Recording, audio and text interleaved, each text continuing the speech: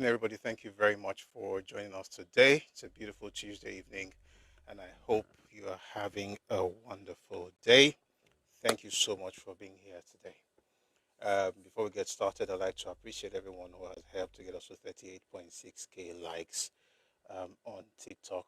Folks like Koboko, Abi71, Ibo Jinodu, thank you so much for your support. I hope you can hear the hand clap. I can't hear it, but I hope you can. There are others as well. I'm just going to quickly call out some. Akadol, thank you very much, sir. Omokende, thank you for your support. Koboko, Ibojino Duab 71, I had to mention again. Um, and others who probably have gone. I mean, okay, yeah, that's about it. And every other person who I didn't mention, thank you very much for your support. And again, I'm going to share one. So, here we are. We are here today. Oniloni Jenny Abelowe. Lovely Tuesday evening. If you're on TikTok, thank you for being here again. Please power tap and let's share the live. To power tap means you repeatedly tap on your screen. Please do that and also share the live. All right, and also click on the art icon here. There's an art. Oh, Mr. Remy, anytime I see you, whether you just type something in the comment section, it brings me joy. I just find myself laughing. I think you know why. Mr. Remy has a way of, yeah, we'll hear you if you come up today. We'd like to hear your thoughts. But yeah, good to have everybody join us. Please click on the heart icon right here to join the team, and please drop a heart to me. Let's drop gifts to push the live together to the FYP. And for those on YouTube and on Facebook, we're glad you're here. Please like and share the live.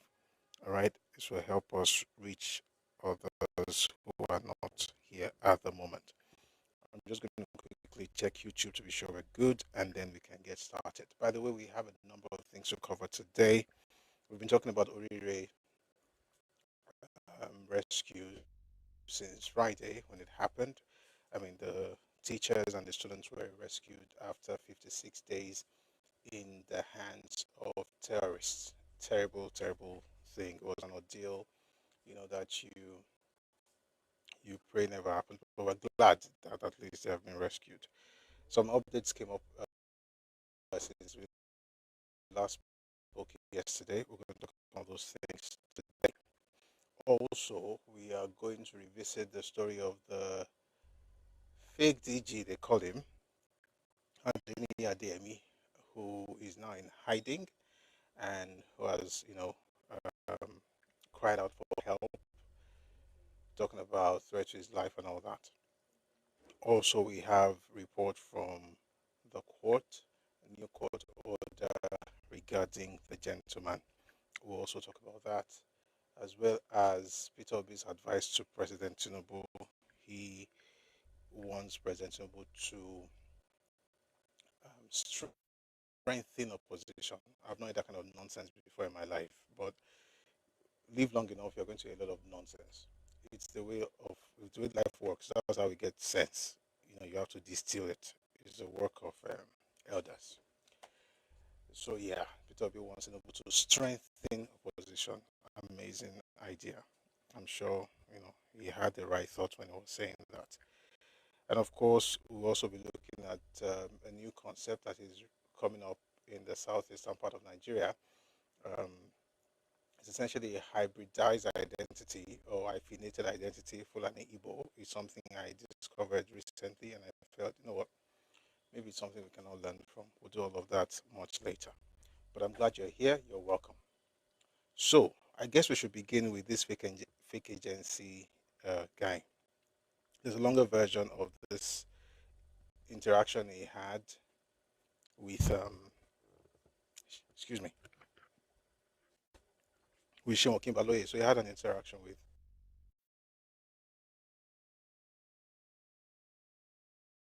the entire thing. There's a shorter version, but so maybe what I'll do is this: maybe we should listen to the shorter version.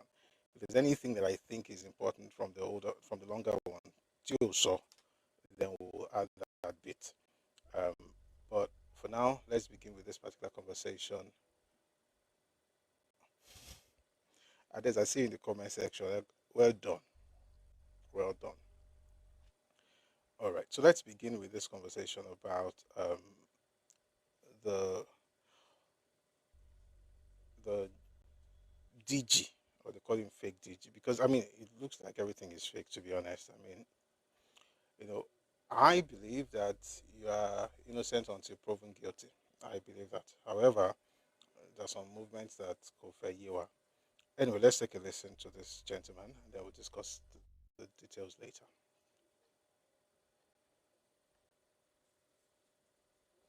All right, please take a listen to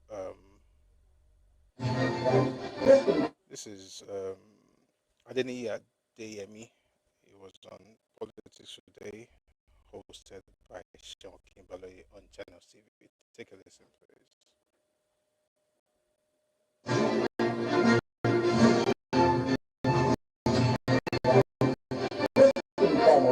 Let's take you to the matter which has become a major issue in the land, and this is the allegation against the Chief of Staff to the President, Mr. Femi Bajabiamila. And the allegation is coming from a council that the federal government has now dethroned called the Presidential Foreign Intervention Promotion Council, which was headed by a man called Ambassador Matthew Adeyemi. The federal government has claimed that the agency does not exist, and Mr. Adeyemi has been going around on the fictitious appointment which does not exist. But Mr. Adeyemi says, we understand that Mr. Femi Falana will be standing as a counsel to Mr. Adeyemi in this matter. He said he's done nothing wrong. In the press conference, he said he actually had some money paid for that appointment to be given. The federal government yesterday, through the office of Mr. Bayo Ananuga, had released a statement stating that there are a lot that has been stated by the office of the SGF, the presidency, to the effect that there are no letter of appointment, and the man in question ran a fictitious organization, and he has a history of fraudulent activities. Let's speak to the man in question. Mr. Matthew Adeni is on the telephone to explain to us. Mr. Adeni, thank you so much for joining us on Channels Television tonight.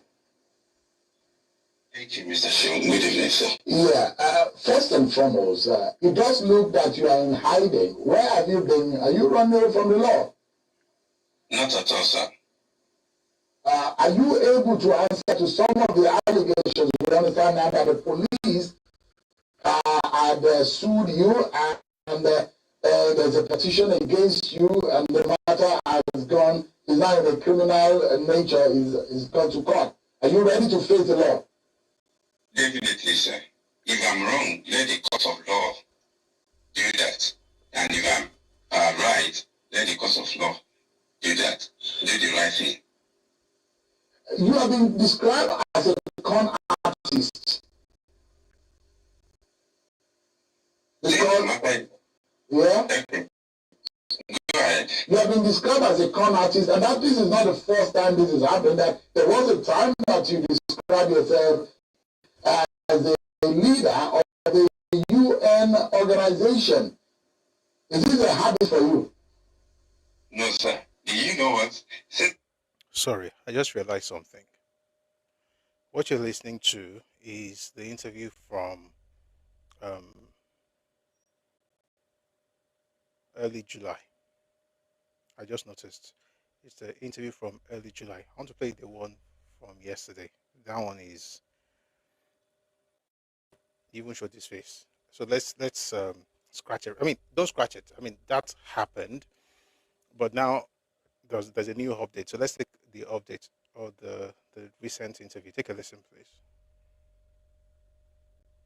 It's a bit long, shall. Someone says catch me. People in the comment section.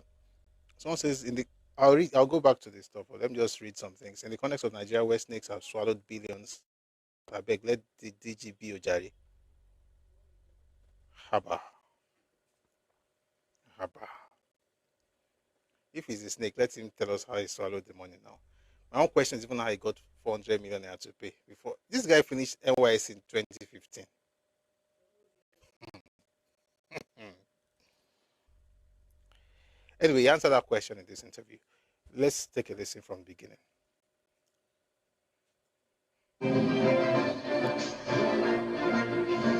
There seems to be some dynamics and some new emerging fact to the scandal and the controversies surrounding the alleged fake federal agencies, the phantom agency that the federal government calls it, that existed under a man called Adeni Matthews. Today, the controversy seems to have raised more questions, a serious one, about accountability, public finance, and the integrity of government institutions.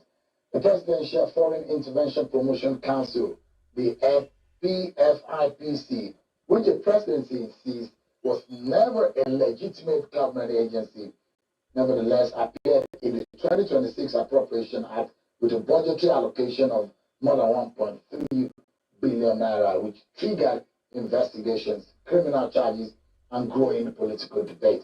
At the center of that controversy is Mr. Adeyemi Matthew, who is facing allegations of forgery, impersonation, and related offenses, charges he has now denied. In an open letter which he released today, written to President Bola Tinubu, Mr. Adeyemi has called for an independent, multi-stakeholder investigation. He's alleging threat to his safety and insisting he is prepared to present what he described as documentary evidence before a neutral panel. As the ICPC investigation proceeds and the matter heads before the court, let's examine some of the competing claims, the unanswered questions, as the man in question, whom the authorities say has been in hiding, again joins us and speaks up tonight on the program. Ms. Adeyemi, thank you so much for joining us tonight on the program. Thank you so much, Mr. Shaw. Why are you still hiding? Authorities are looking for you. Are you able to show your face and to answer to some of the charges against you? Definitely, I'm ready, Mr. Shaw. I'm ready. I'm not hiding. I'm only here for my life because I have it in good authority that my life is in danger, and there are several things to my life out there. What gives you, what are the evidence to the attempt on your life? What are the evidence you have that gives you the feeling that your life is not safe? I have intent. I have intelligence reports too. Intelligence report, into what extent? That someone is planning to kill you or what? Has anything happened before now that has given you that inclination? Oh, Mr. Chief, several attempts in my life. Honestly, you know, I requested Mr. President to set up an independent panel the last time I came out to do the rejoinder.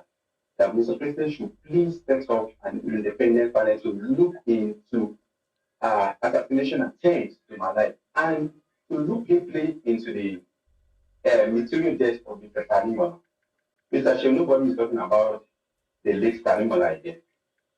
Nobody is talking about the mysterious death of Mr. Kanimola.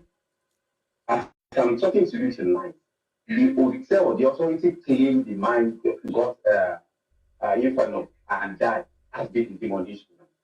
I can tell you in good faith. They are just trying to clean up the evidences. So just imagine, okay. What's your relationship with Mr. Tanimola and how is it linked to all of this? Okay, Mr. Tanimola is an intermediary between myself and the chief of staff. Was it the one you gave money to that you alleged gave money to Mr. Badabiamila?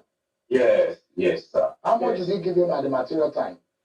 Let me pause to say this. Now, it's going to take a while, but I don't want to cut it short. So let's just enjoy. I'm stopping to announce just in case you're coming in. It will take a little while, but save me the stress of having to explain everything. So you are hearing from the horse's mouth. Okay. Thank you very much. So the question is, how much did you give him at the material time? And then the response. 400 million naira in some time. And you were supposed to balance him 200 million. Are you sure that he delivered that money? I'm sure he delivered the money. What receipt do you have to show that he delivered the money? I didn't have any receipt, but I was there. They communicate. I have the number of chief of staff, and he called the same number.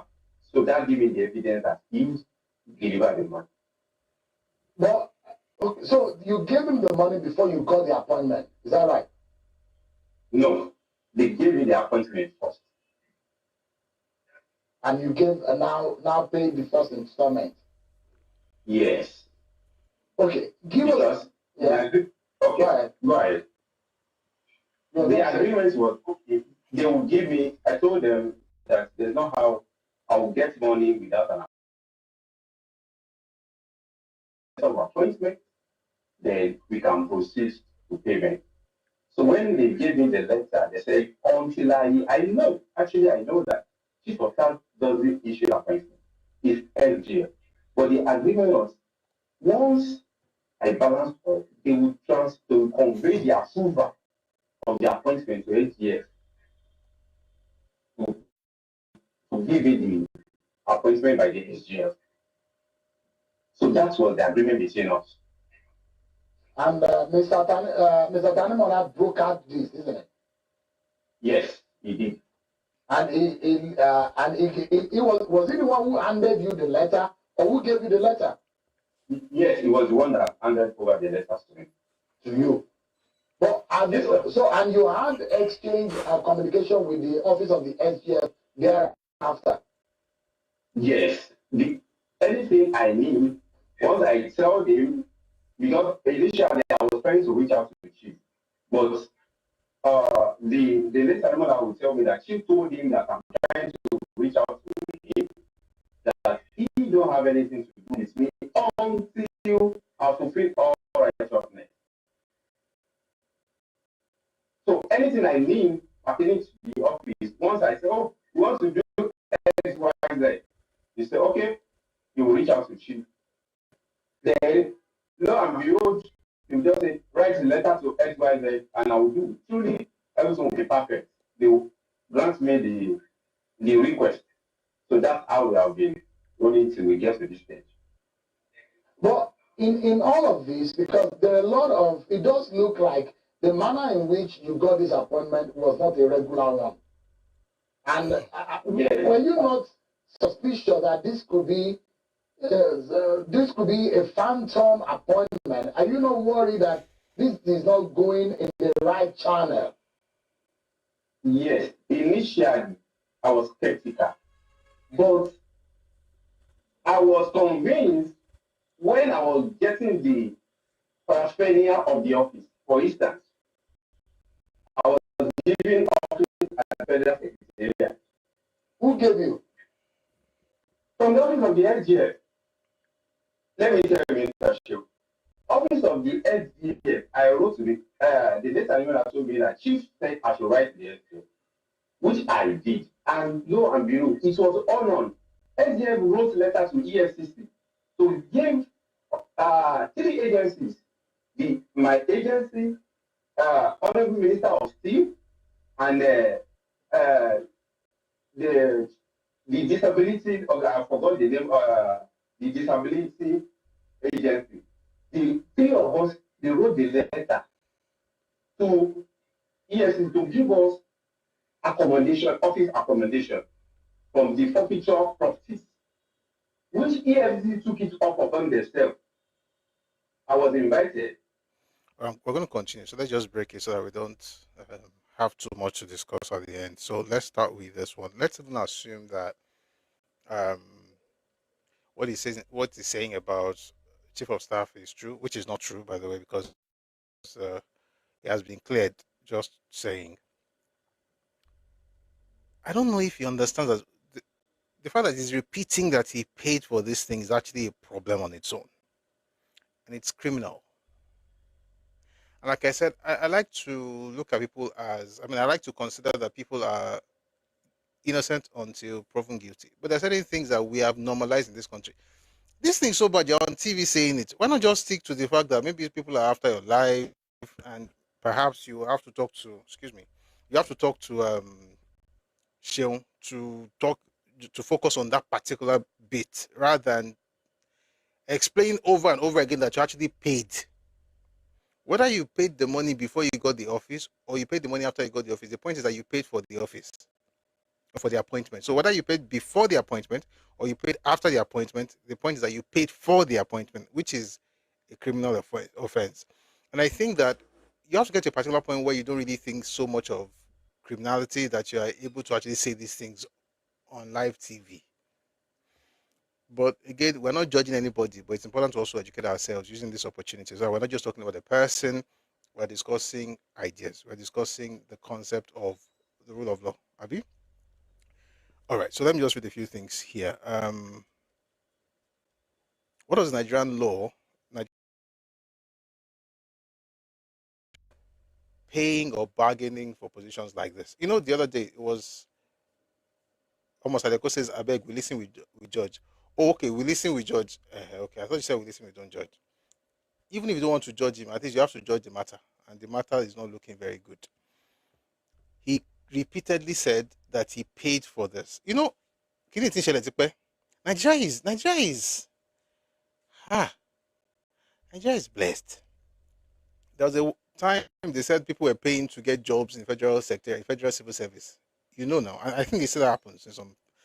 It was in the news. Everybody heard about it, so there's nothing special. I'm not. It's not new, right? I'm not making it up. That people paid to get jobs in federal agencies. You know, this one is just like the peak. Who says it's the peak? It's just one of another example. Criminal Code Act, Chapter C38. 1 second. Section 112 of the Criminal Code Act. This is what it says. Any person who corruptly asks, receives, or obtains, or agrees, or attempts to receive or obtain, oh boy, they covered all grounds. Let me read it again. By the way, this actually applies in the south and southwest. There's another one, penal code in the north. Okay, so let me just read the one from our side first. Any person who corruptly, against section 112, any person who corruptly asks, receives, or obtains, or agrees, or attempts to receive or obtain any property or benefit of any kind for himself or any other person on account of anything already done or omitted to be done or to be done afterwards, done or omitted to be done by him or any other person with regard to the appointment or placement of any person in the public service, or with regard to the application for or resignation of any such appointment, or with regard to the employment of any person by any corporation, company, firm, or person in which the public service has any interest, or corruptly gives, confers, or procures, or promises, or offers to give, or confer, or to procure, or attempt to procure to, on, or for any person, any property, or benefit of any kind on account of any such act or omission, is guilty of a felony and is liable to imprisonment for 7 years. That was a mouthful. We just went on a journey. That was a trip. 7 years. And you keep repeating you pay 400 million. You pay it instrumentally. There's another balance of 200 million naira. What's it? Let's say. And the way they wrote this thing, there is no way to even jump out of it. I'm sure lawyers will know. I mean, if he has his defense lawyers probably know exactly what to say, but let's just know what the law says to even begin with. They are paying to get an appointment is a criminal offense. And the way I read this thing, even as I'm reading it, I feel like there's no loophole. Because I'm sure lawyers will probably find loopholes, but I can't see any loophole. And I think that's how they designed it. Because I'm not a lawyer, obviously. I feel like reading it one more time. My battlefield says the drafters must be geniuses. I think, I mean, this is brilliant, regardless of what you think about it. It's brilliant. Meanwhile, this is just Criminal Code Act. There's another one. ICPC has its own. But I feel like reading this again. I hope you don't mind. Any person who I won't read everything if I can help it. Any person who corruptly asks, receives, or obtains, or agrees, or attempts to receive or obtain any property or benefit of any kind for himself or any other person on account of anything already done or omitted to be done, or to be afterwards done or omitted to be done. Oh boy, this one is serious. So someone says law English, they do my brain in. I mean, we can break it down, but I don't think it's necessary since we're not having a law class. So if you ask, if you receive, if you obtain, that means you don't collect, or you agree, or you attempt to receive, or you it's not authority, or you attempt to receive or obtain any property or benefit. So the people who are collecting the stuff from him, they already have problem. Then if you now corruptly give or confer, or you procure or promises, or you promise or offer to give or confer or to procure or attempt to procure any of these things at the wall, attempt to procure tó fẹ́ fún yàn nìkan, ẹ̀yin méjèèjì 7 years in prison. All right, so both the giver and taker are liable. Then the ICPC Act, that one is section 2. It says any person, well,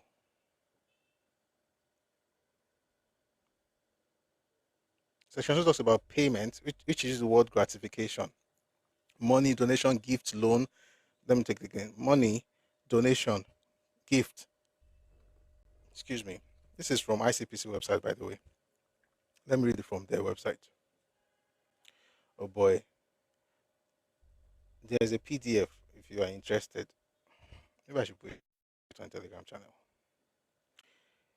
Corrupt Practices and Other Related Offences Act. This is from year 2000. Okay. You know what? Let me put this on Telegram channel so you can also read it. Of course, we're not going to read the document. I'm just going to read the summary that concerns us. But just in case you're interested, give me 1 minute. I should be able to get it across to you. Our Telegram channel is Redomi Global on Telegram. Okay, Redomi spelled REDOMI Global. Okay, so let me get you this so that you can also read it. In case something is telling you to go and do something that is not good, don't do it though. I don't mind.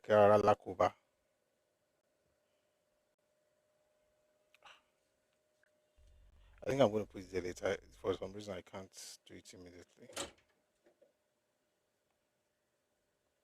Okay. It's a link. If you click on that link, it will take you to the page. Redomi Global. This learning. Go to the learning materials, books and resources, and you will find it there.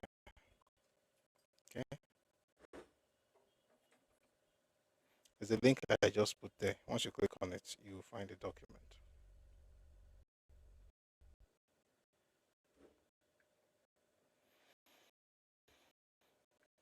This guy, I think, I can only hope and pray that you'll come out of this thing, alive and unscathed. And for me personally, before we continue, for me personally, because I mean, we're all humans. What's probably what I feel more concerned about is life, is the threat to life that he was talking about. It's something that I think the government should take seriously. I hope they don't hurt him. But apart from that, gbogbo nǹkan tó ń sọ yìí bí ìgbà kó yàn kàn kó rẹ̀ sí wàhálà ni. I bought this, I purchased this, I paid for this, ó tún sọ.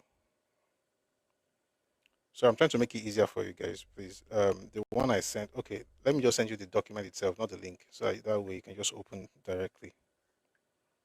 See what I do. Someone say he's playing the victim card, I beg. But if you're going to play the victim card, what one we just say, let's say, that's the one that's actually crazy. All right, so you have it now. Please go to our learning materials section on Redomi Global on Telegram. You will find the ICPC Act document. Okay, let us go back to our conversation. So they talked about gratification, and they said it has to do with money, donation, gift, loan, fee, reward, valuable security, property, any office, dignity, employment, contract, or empowerment or service, and any agreement to give employment or render services in any capacity. Any person, Section 9, any person who corruptly gives, confers, or procures, or promises, or offers to give or confer, or to procure or attempt to procure to, on, or for any person, or to, on, or for any public officer, or to, on, or for any other person in trust, for any public officer or any other person, any gratification with intent to influence such or any other public officer in the performance or non-performance of his duties, is guilty of an offense and shall on conviction be liable to imprisonment for 7 years. That was gratification. Moko explained there. So if you give money, donation, gift, loan, fee, reward, valuable security, property, things like that, in order to get an appointment, you are guilty of an offense and shall on conviction be liable to imprisonment for 7 years. So when you look at section 112 of the Criminal Code and section 9 of the ICPC Act, this guy needs a lot of help. A lot of help. Meanwhile, he needs to explain how he got the 400 million. He's going to talk about it, by the way. 400 million, sure, no matter where you are in this world, 400 million naira is actually serious money. It will do you some good wherever you find yourself in this world, even the US or the UK.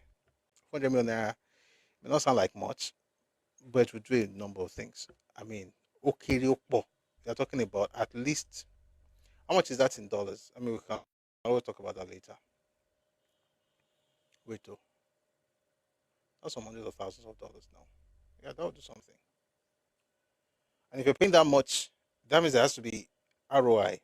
You must $250K dollars. Thank you, CEO coded. $250,000 is some money. There are people in the US, middle class, right, who are shouting six figures, who don't get more than 120 or sometimes or 100, and they are not the majority in the United States. Many people get $70,000. That's their annual salary. So some people who are even wearing tie, they collect $100, $110, $120,000 per annum. So if you have $250,000 kishi, it can do something for anybody wherever they find themselves. Thank you, almost Aleko. That's the 1% gonna save. Generally, people get paid a lot less. So 400 million naira is some money wherever you find yourself in the world. All right, and I'm saying that if you're investing that kind of money in that appointment, you must be thinking of ROI. Abi, but you hear what he has to say later. Anyway, the point I'm trying to make with this, I mean, so far is that everything he has said, even though I empathize with him when it comes to threat to life, and I hope that nothing happens to him. It's also important to state that the fact that he keeps repeating that he spent 400 million naira, the balance of 200 million naira, doesn't even make sense because that is a criminal act, and hopefully his lawyers will be able to take care of that. But we should all know that there's nothing cool about that. Let's continue. I forgot the name of the disability agency. The three of us, they wrote the letter to ESC to give us office accommodation from the forfeiture properties, which ESC took it up upon themselves. I was invited, took me around Abuja to select the most befitting of my office, which I chose one. And they asked me, they wrote a letter, I have all these evidence.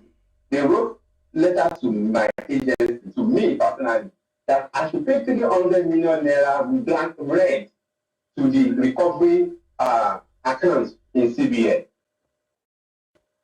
I was like, I reached out to my late Salima Mata. How would I get 300 million naira that EFCC asked me to pay into CBN recovery account? And he said, don't worry. Once your money, the take-off grant comes in, you will do that. However, they will talk to the chief, and the chief will talk to the SGF to give him an exit accommodation, changing the time that they will release the take-off grant of 27.3 billion naira to the agency. Then I will be able to pay conveniently the 300 billion naira requested by the EFCC. So you finished NYC in year 2015, isn't it? Yes. I'm wondering how you got the kind of money you worked within 2015, the kind of resources that you had, and I'm also bothered about the allegations against you when you claim that you got an appointment from the United Nations. Doesn't these raise suspicion about your own personality? Mr. Shew, I borrowed this money. In fact, those that I borrowed this 400 million naira from are reported to EFCC. I borrowed this money to pay for this appointment. In fact, those I can tell you, they will also written to EFCC asking me to refund their money. So you borrowed $250,000 so I can pay for an appointment. What is wrong with? I mean, by the way, this is not about him alone. The way our mind works in this country, people are criminally minded. I'm not talking about him as an individual. It's a societal issue that we have in this country. It's like this thing where you say the end justify the means, and I'm nobody only pass. So this is not about saying somebody's bad. It's just something that we need to address. Someone says any wife and own wolf. Any you wife now. This some wolf. Now. It wasn't free. It was paid for. Boy, 400 million there. And then he did that. They'll say ask him, but he said that he did it because he was passionate about fixing Nigeria.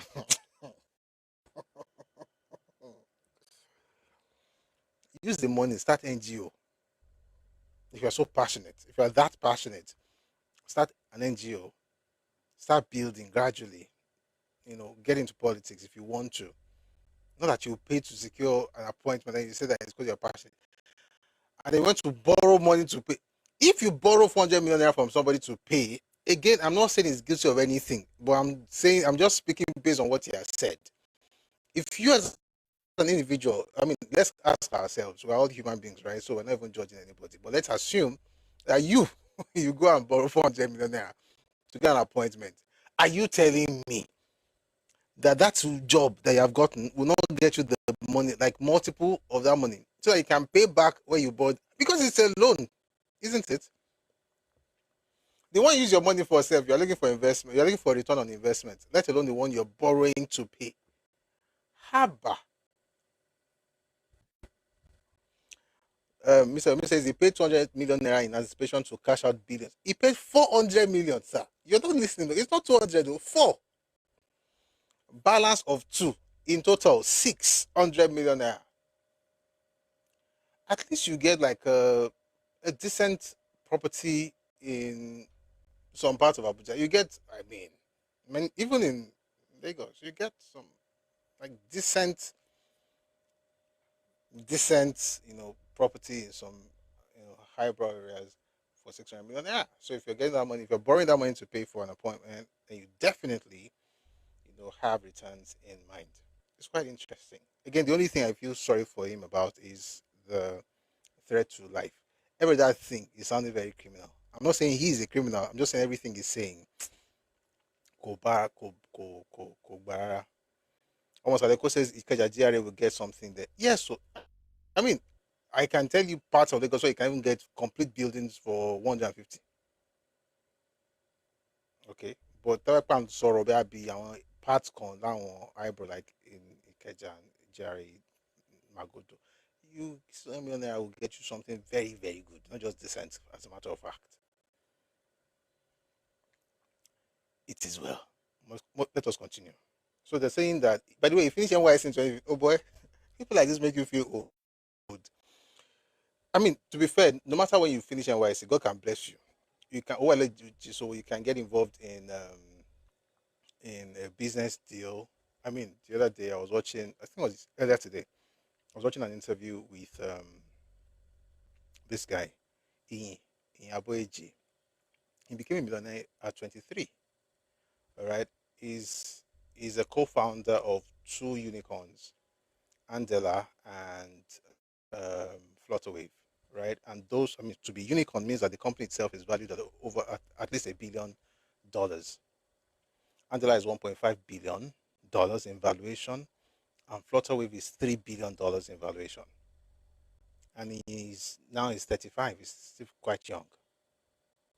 So it has nothing to do with age, right? I'm not saying because you just finished NYSC in 2015, you can't have $1 billion.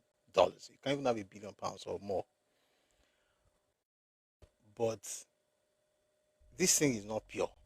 You finished service in 2015. I mean, that means you're pretty young, which is not a crime.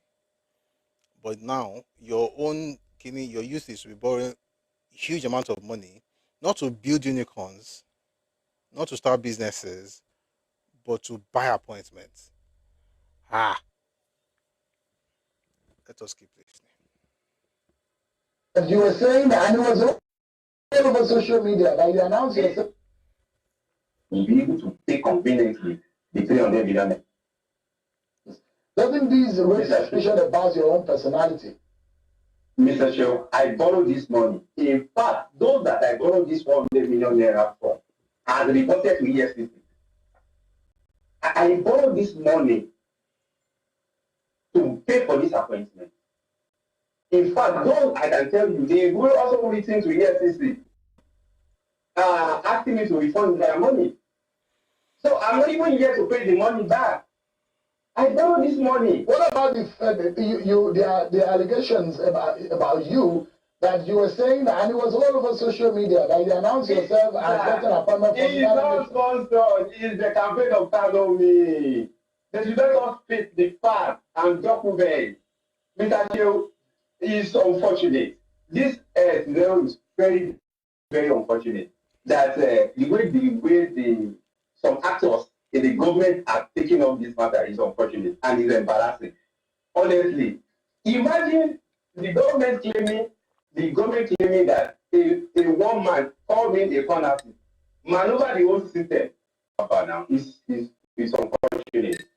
You're asking, and I'm seeing now that there's a U.S. lobbying firm helping you to seek asylum. Is that right?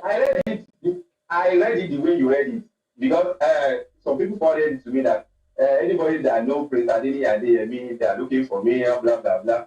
I just ignore because I'm not. They sponsored a lot of people to bring my social media handle down. So I don't really know much what is going on again. It was only I just hear from family and friends. They said this, they said that. Because they put my social media handle down and they still reported that I was about to run away out of Nigeria. I'm still in Nigeria. I'm not going anywhere. Where are you in Nigeria at the moment?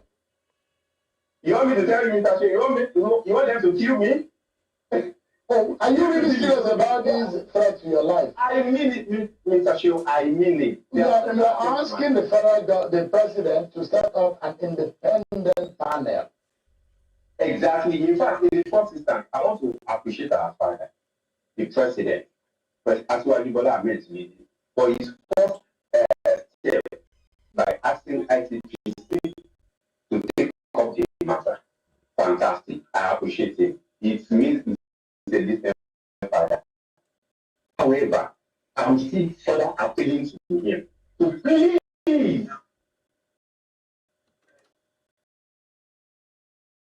set up an independent panel. You can see that the presidency has already exonerated His Excellency Honorable Femi Badabia. It's okay. But let an independent panel do that. All right, give me a moment. Mr. Adeni, stay with me. Just give me a moment. I'm going to break. We're going to break, and when we come back, we'll continue with the program. Join us again, everyone.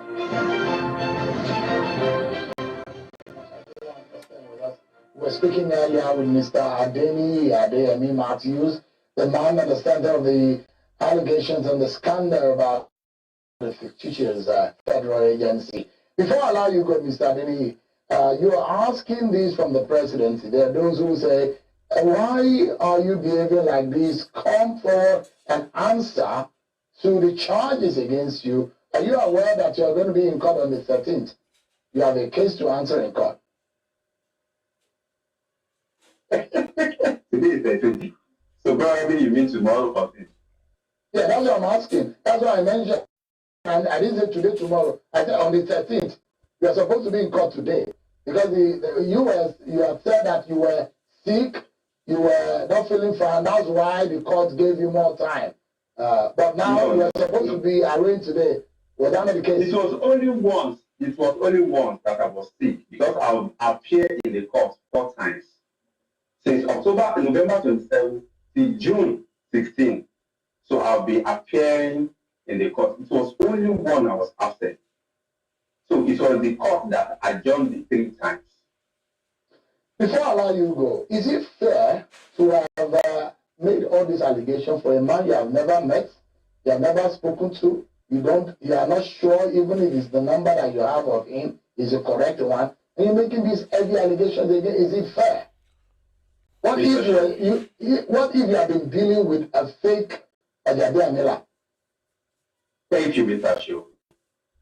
That's what I'm pleading to our father, His Excellency, as well as Brother Ahmed, some people, to unravel the truth through the independent panel. Do you understand? So I appreciated you for taking the first step by asking the ICPC. But sorry to say, government cannot investigate itself. His Excellency has already been exonerated by the presidency, and there are counter evidences against each other. Let Mr. President please set up an independent panel which consists international organizations, civil society across the globe. Are you willing to come forward? You said you have evidence. Yeah. If Mr. President can please in his power to do that for us, I will come out. All people, everybody that want to come to show evidences, Mr. President should provide security for all of us. The ICPC reached out to you. I will confirm that from my lawyer. Do you think that you have now become a fugitive? Running away from the law? No, I'm not. I'm not. That's what Mr. Show, I'm appealing to Mr. President. If the investigative panel will do all this and will unravel the truth, that's just it. All right. Are you telling me, Mr. Shaw, as far I'm not condemning any agencies of the government, but in a normal circumstance, are you telling me ICPC will indict chief of staff if I saw anything? No, but let an independent truth innocent. That okay, and then he is lying, he just making official allegations against the chief of staff. Let the independent panel consist of international organizations and civil society organizations. Let them unravel the truth. Whether I'm lying is okay, then I'm ready to face the wrath of the law. Let me get a fair hearing. That's what all I'm pleading for. You are not a con. You are not a con. I'm not. Con artist. You're not. I'm not. For today, but until the independent evaluation panel unravel the truth and say whether I'm wrong or I'm right. All right. Thank you so much. Adeyemi, the man at the center. Mr. Show. Yeah. I want to reiterate again.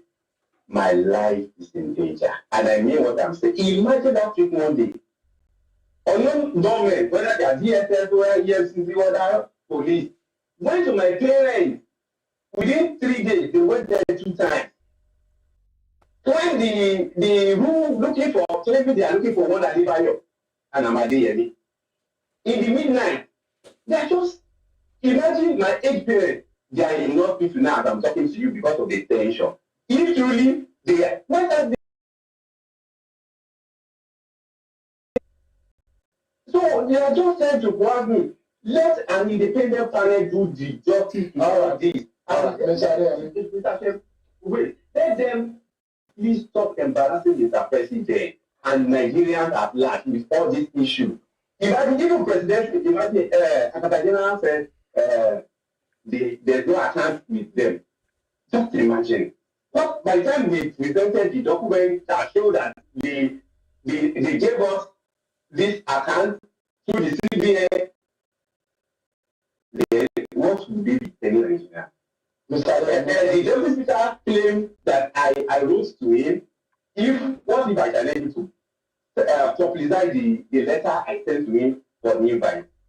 It's just embarrassing. This whole thing is embarrassing, and they are embarrassing Mr. President and Nigerians as a whole. They should stop, please. Let Mr. President please constitute an independent panel to unravel the truth. Thank you. And Nigeria should focus on fact and document, not what they are sponsoring. Campaign of calumny.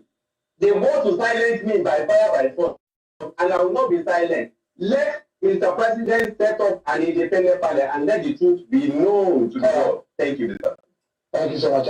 Court orders arrest of alleged fake PFIPCDG Adeyemi. This is from Vanguard newspaper. The Federal High Court in Abuja has issued a bench warrant for the arrest of the self-styled Director General DG of an alleged non-existent Presidential Foreign Investment Promotion Council (PFIPC), Prince Adeniyi Adeyemi. Justice Mohammed Umar issued the arrest order following an oral application made by the police lawyer, Mr. Wisdom Madaki.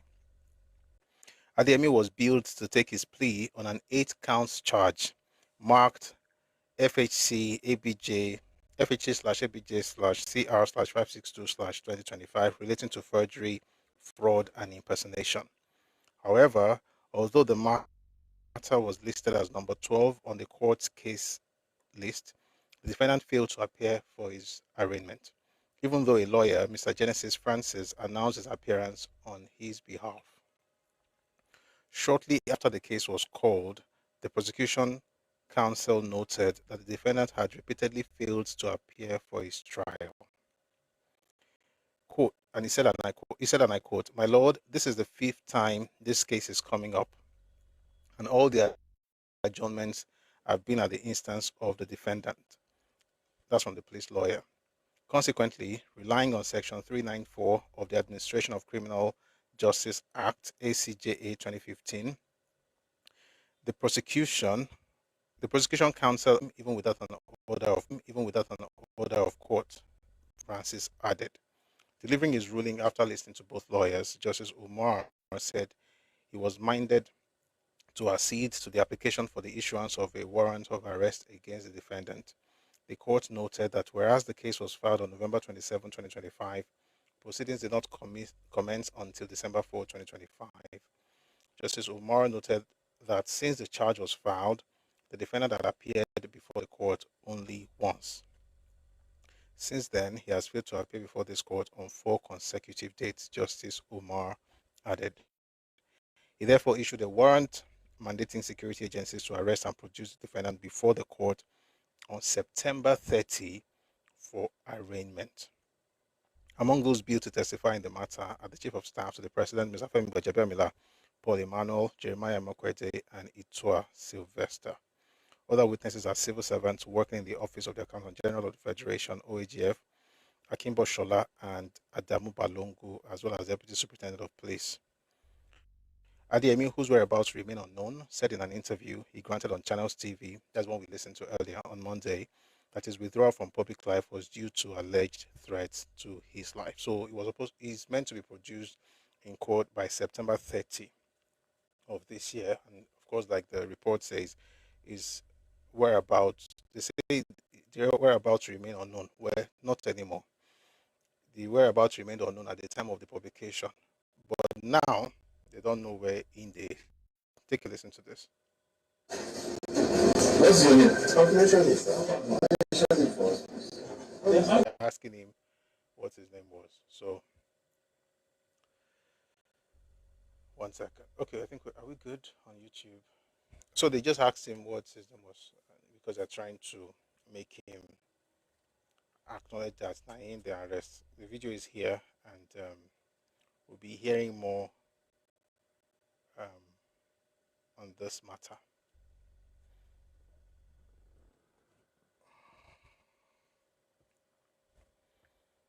Please be careful, though. Even if you have passion to serve Nigeria, it's not like this. So the person who was talking on the TV yesterday, Lano, is the one they're asking right now. I mean, this morning, what is? Meanwhile, the police can't find anybody.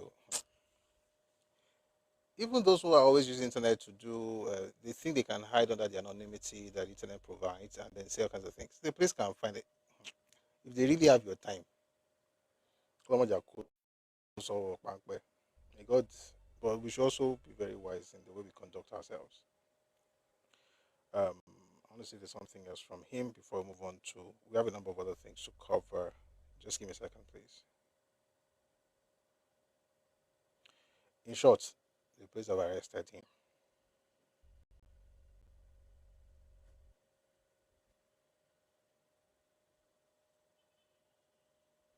So I have the Nigerian police arrest fake agency DG at DME, and I think I already played that video.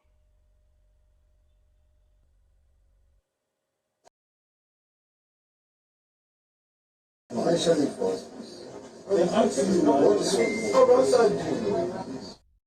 What's your name? I've said it several times. All right, that was from TVC News, and that's that about that. If we have any more information, we will share. Moving on to the case. 1 second, let me just be sure. Okay, YouTube is good.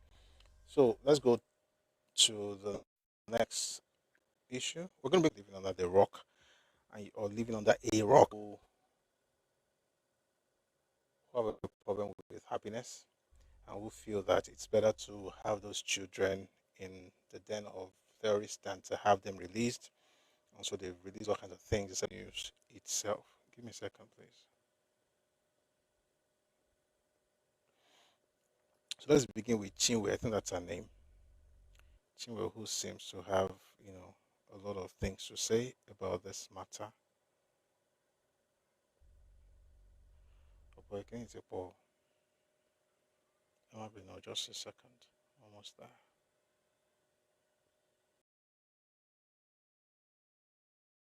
Let me play you something from this young lady, and then I'll play you something else from another person. Take a listen to this, please.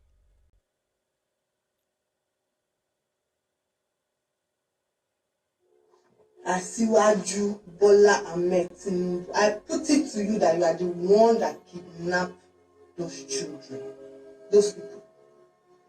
Yes, you kidnapped those children, and you have finally released them from where you kept them.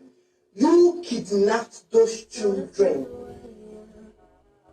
and you did the same thing to Chibok girls. That is why you attacked Goodluck Jonathan extremely that time.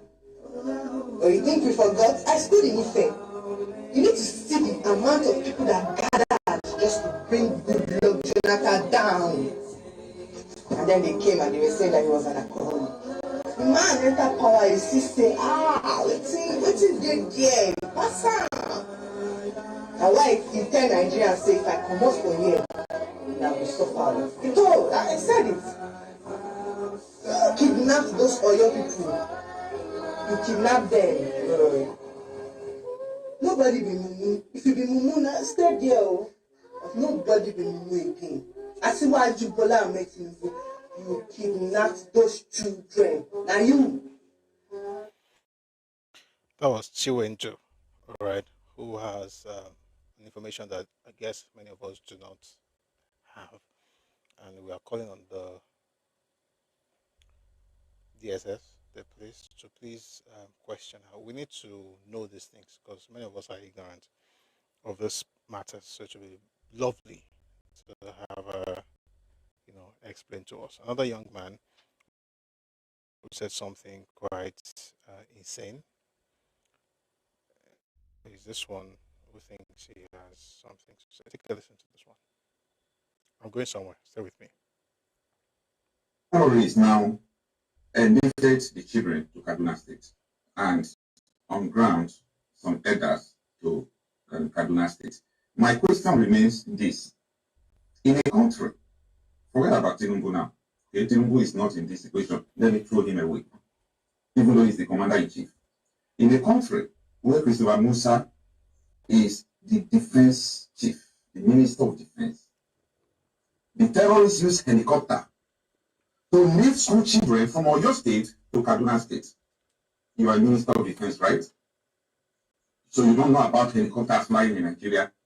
We are at war. You don't know the helicopters that terrorists are using or not.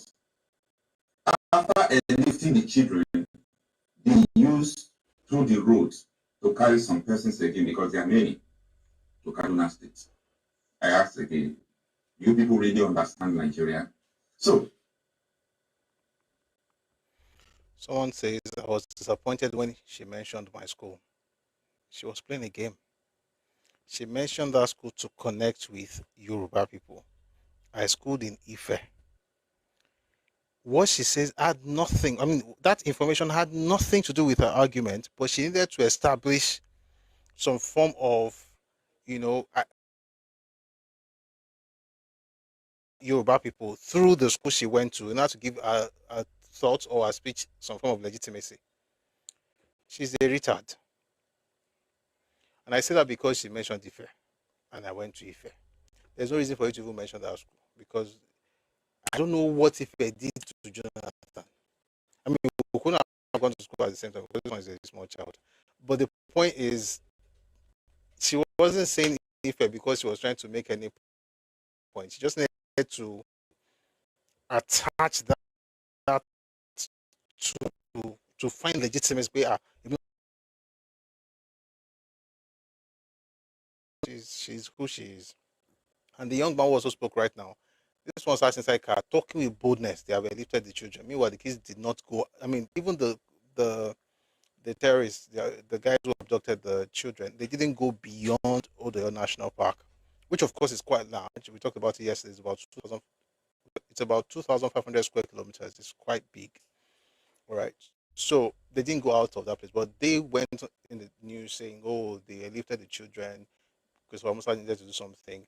I hope they called him also to come and explain to us. And I'm saying all of this because of two things. I'll tell you the first one, then I'll tell you the second one later. Here's the first thing. Recently, a young man used AI, I don't know if you remember, to edit President Tinubu's voice, audio. He's a very smart boy, by the way, very daft.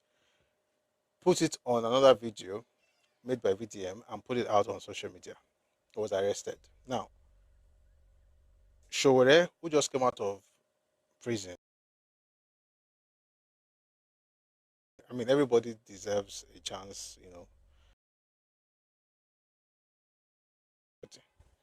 And this is what Showore put out yesterday.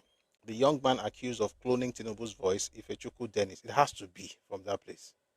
I mean, there are stupid people everywhere in Nigeria, but again, the presidency needs to do something in fulfilling the promise that Buhari made. President Buhari had promised to build 15 psychiatric outposts in the southeast. He said it. He said he was going to build it in every senatorial district. There are 3 senatorial districts in each state across Nigeria. Okay, the southeast has 5 states, so it has 15 senatorial districts. Buhari promised to build that thing. The federal government needs to do it because how? I mean, we have bad people everywhere, to be clear. I'm not saying one ethnicity is working, but it just appears that when it comes to propaganda, lies, image, all this nonsense, it's from a particular place. So, government should do the needful. Anyway, back to the story. The young man accused of cloning Tinubu's voice, this is Showore, by the way, Ifechukwu Dennis, the alleged originator of an AI-generated voice note impersonating the president had languished in police detention and later in the Kuje Correctional Center. Today, however, human rights lawyer Prince Wayne Esquire, a Luther icon Chikeze, secured his release. We were present in court to witness it, and we've since confirmed that he has rejoined his family.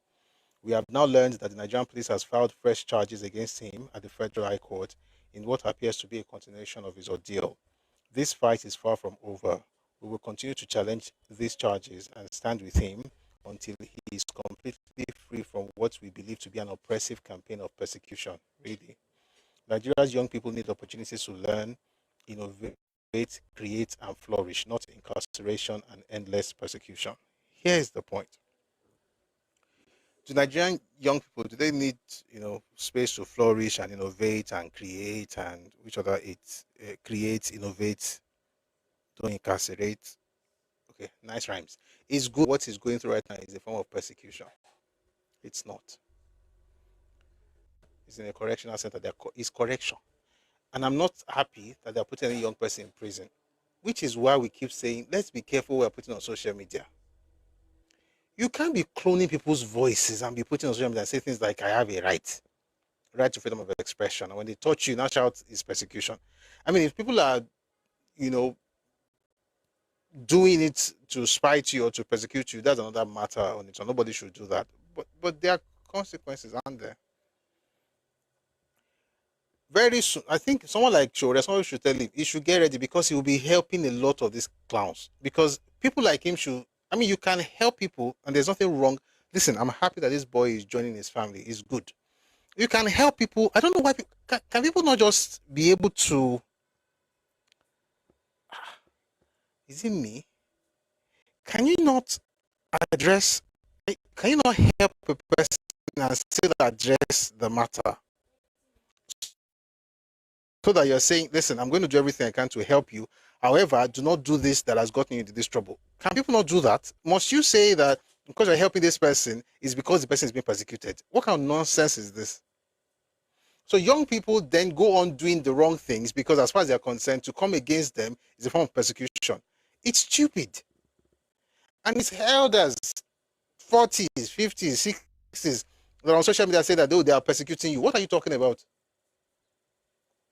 They should keep going to court. I don't know how many courts each person can go to before they get tired. You should be helping young people, get them out of trouble, but also help them not to get in trouble. If you're going to go to court or whatever, let it be something that you did something right, and then even I will fight for such a person. But what are you be insulting people, creating clones, or because deep fakes, and they say you have rights? Okay, that's Shore. There's another clip I want to play, and I hope Shore is listening to all this because he will have to go and help secure the release of all these people that we mentioned earlier. The girl that said Tinubu was the one that kidnapped Chibok girls and the children in Oyo. The boy who said they moved them from Oyo to Kaduna. All these people, Tinubu has a lot. Shore has a lot of work on his hands. I hope he's ready. I'll play one more clip, and then we'll get into the political conversation surrounding this rescue operations. Oh dear, can't find it. I really would like to play that before we get into it. Give me a second, please.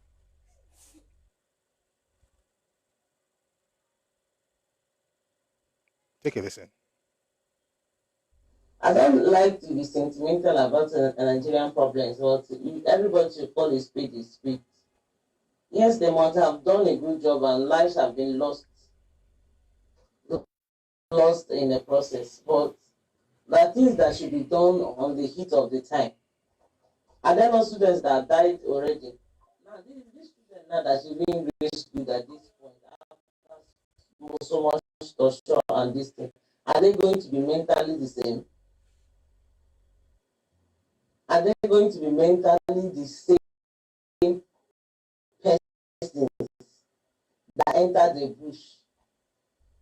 You think that growing up is going to be the same? And at this point, it's even better they had died. Because these children were also brought to be like terrorists. It's going to be taking a lot, and there are no psychologists to maybe, what's the name again? To put them through therapy. and they are just going to take them back to their father's houses, and that's going to be it. What of the emotional stress they've gone through, the killings they have seen?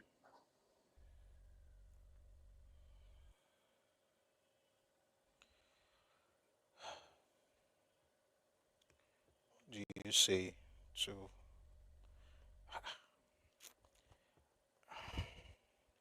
it is well? It is well. There's the level of nonsense you hear. The only thing I can say is that it is well. It is well. Because like I often say, it looks like there are certain regions in this country where they just, for some reason, you know how you find cocoa in the southwest, and you find some other things in different parts of Nigeria. In some places, what you see there is madness. She would prefer the children to be killed than to be rescued because they will become terrorists having suffered from terrorists.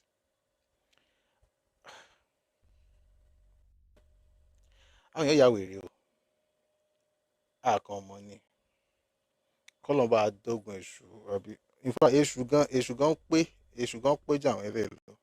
Because at least èṣù can decide and come up with plans. These ones are just absolute retards.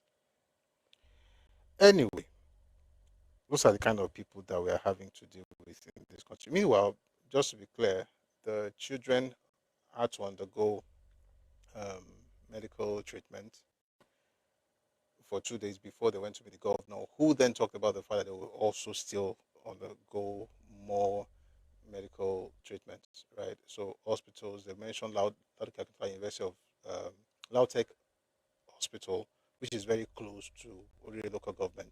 That's where the children and the teachers, that's where they went. And to assume that there are no psychologists or psychiatrists in Nigeria, actually, I mean, there are things I can say, but I'm just trying to hold myself because these people are just dumb. But having said that, let's not go to the political aspect of this whole thing. I said something yesterday that one of the good things I like about how everything played out was that even in the heat of the moment, the governor was careful not to politicize the entire thing. I mean, there was Peter Obi, for instance, who went to town saying that, oh, the president has not called the governor all this while, and that means there's something wrong, which of course makes no sense because it's not about who calls who, it's about ensuring that things are done. And if the governor is saying that they're in contact with the federal government, you are still saying that how come the president has not called the person? The question is that, number one, what's your business with somebody calling the person as long as this person has called that person? Carol Shomodi, Carol Dimasho, Kiti Shamati Bofo. So what exactly is your own issue in this whole thing? However, regardless of what I said that day, let me also say that as soon as they found the girls, the children, um, Governor Sheyi Makinde decided to do what politicians do. He decided to add some political colors to the conversation. I mean, it is what politicians do, so I get that. And a few clips from him and the responses that he has gotten from people like Wiki, who is the FCT minister, Senator, FCT minister Yisom Wiki, and also Senator Adams Oshomole, who is representing a senatorial district in Edo State. Let's take a listen to the first clip that came out after those kids were released. I mean, not the first clip, to be fair. One of the clips that came out after they had welcomed them and everything. He then went on to say this. Take a listen to this. Unbelievable. When Chibok happened, it was the fault of President Jonathan. They went all over the world, asked Jonathan to bring back the children. But this happened. No, it is the irresponsibility of the state governor and the state government. So we need to look at our architecture and be sure that where you give responsibility, you also give authority to deal with those responsibilities. And that is exactly what we will do if the people of Nigeria will trust. I mean, he's already campaigning. He also mentioned that the abduction happened. Governor Sheyi Makinde was against local government autonomy. Oh. That's not opposition. That's not democracy. The point about the fact that they shouldn't focus on him alone, I get that. Again, that's why I said that he's been a politician and that's okay. But to say that the job let me play this one so that you understand whether you're still thinking it's opposition or not. Let me just play it so that maybe you understand where I'm coming from. Take a listen to this, please.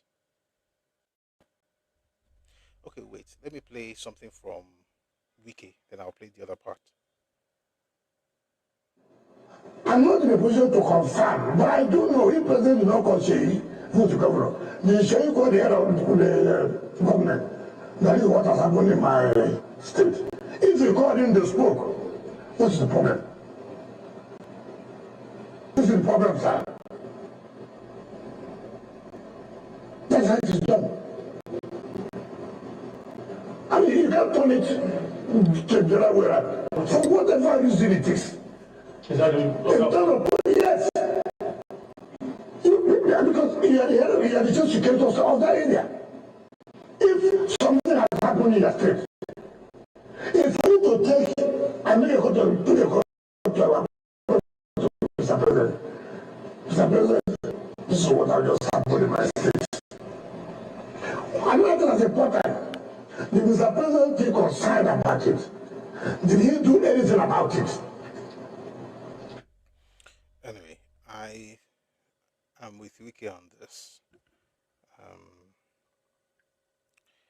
But again, like I said, all these things just still politicking. I mean, it's okay. It's okay. It's one of those things.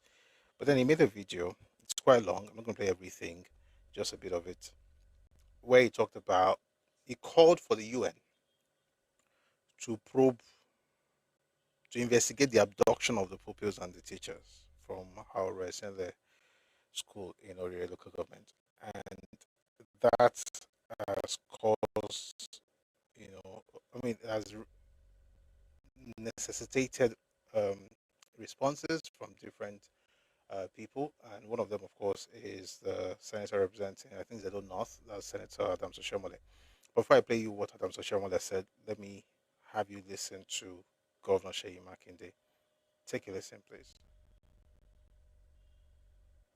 The circumstances surrounding this incident are sufficiently grave and unusual to warrant independent scrutiny beyond our domestic institutions. I therefore, with a full sense of responsibility as the executive governor of Oriire State, call on the appropriate international human rights and accountability mechanism, including those within the United Nations system, to closely examine the facts surrounding this abduction and the circumstances of its resolution. Such scrutiny is not intended to undermine our institutions. Rather, it is intended to reinforce public confidence that the truth will be established and that every person found to bear responsibility, regardless of office, influence, or affiliation, will be held accountable. Under the Constitution of the Federal Republic of Nigeria, the primary responsibility for national security rests with the federal government and the security agencies under its command. The Nigerian people, therefore, deserve a full and transparent account of what happened, who was responsible, whether there were institutional failures, negligence, or collusion at any level, and what measures must now be taken to ensure that no community is ever subjected to such an ordeal again. This is not about politics. It is about justice for the victims, reassurance for our people, and restoring public confidence that every Nigerian child can go to school without fear. So I'm going to play you what Senator Oshomole said, but while I agree that it is important to investigate what happened and probe it, and to ensure that there is trust in public organization or those trenching, the part I really don't get is inviting the UN to be the one that will conduct that. Did the UN rescue the children?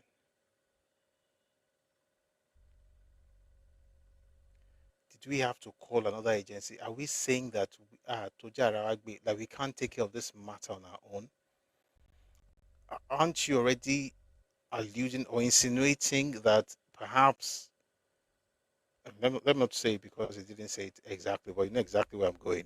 It's as if you're saying, that's a better way, it's as if you're saying that the government is in cahoots with whoever it is or somebody within the government. Like there are different questions you're raising. So whilst it is important to say, let us investigate this, and I like what he's doing, by the way, which is why I agree. By the way, I also agree on this point with the person who wrote in the comment section earlier that what opposition does. I get that, and I support this bit.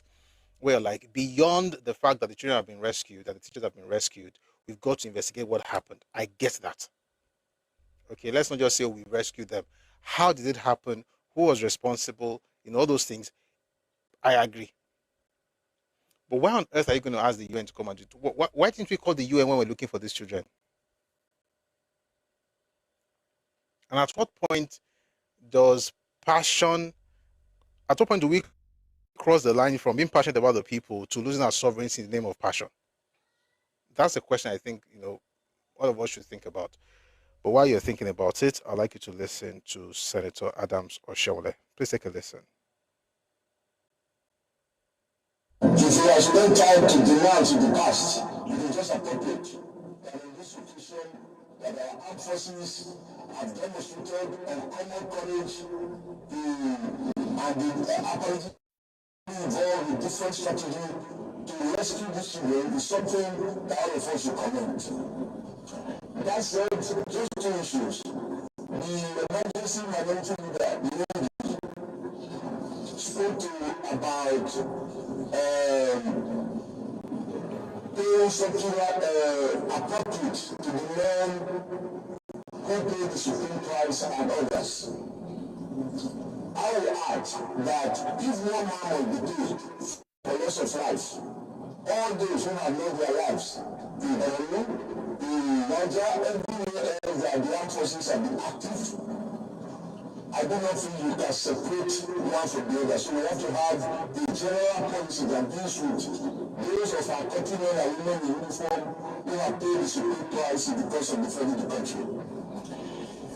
But Mr. President, I read this morning in newspapers and I've seen it in the electronic. The governor of Oyo State calling on the United Nations to investigate the overall circumstances surrounding the kidnap and even the rescue. I thought that was the most unstatemently, the was carrying partisan politics too far, and this image should condemn this unguarded statement. Nigeria is a sovereign nation. When we wake up and call on foreign authorities to investigate, this is one case in which our armed forces have shown that without paying ransom, even if it meant that these children and some of the others had to be in captivity for almost 2 months, that the armed forces were working quietly to have these rescue operations, which, as well captured in this mission, led to some loss of life. To trivialize it, to suggest, as the governor of Oyo State seems to have done, that there is something that is not okay, that the UN needs to unearth the circumstances, the situation, the sovereignty of our nation, and to downplay the achievement of the commander-in-chief, President Tinubu, and all the service chiefs and in fact all those involved in this process. I think that there is a moment in the issue of a nation when across party divide we should stand in unison to commend what has happened, the way people were released, and to encourage the armed forces for what they have accomplished. On this occasion, as we continue to flow to Ambassador.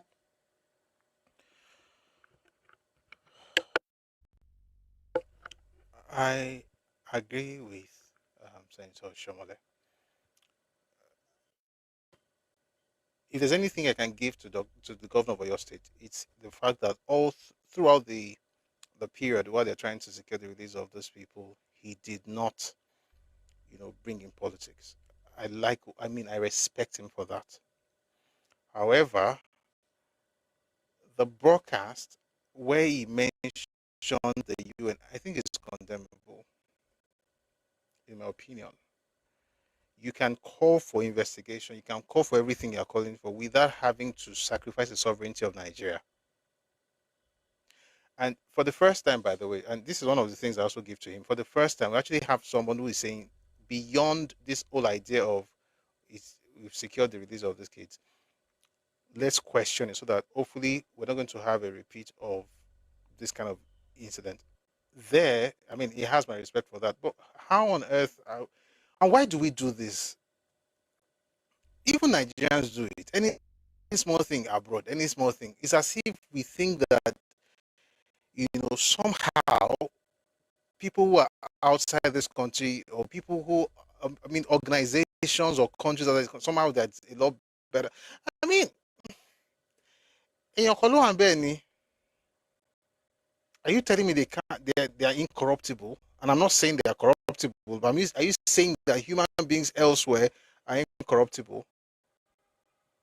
How about Prince 7 says in Senna climbs? Yes, everything is in Senna climbs. I think we should be a bit, it even helps with the young people, with Nigerians.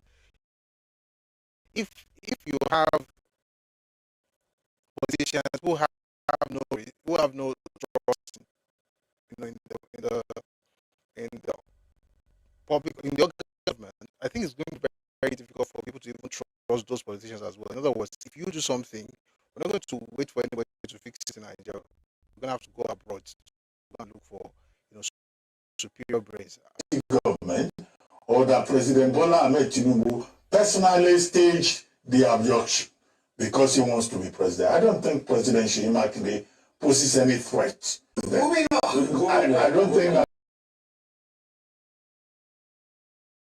poses any threat to President Bola Ahmed Tinubu's presidential ambition. So there's an element of delusion here. I think that the politicians involved, including Mr. Bayo Onanuga himself, who said, Waziri Adamawa Atiku Abubakar has not issued a statement. After all, Peter Obi has spoken, or APC is already celebrating their imaginary victory in the 2027 election. No, we are not interested in what politicians think.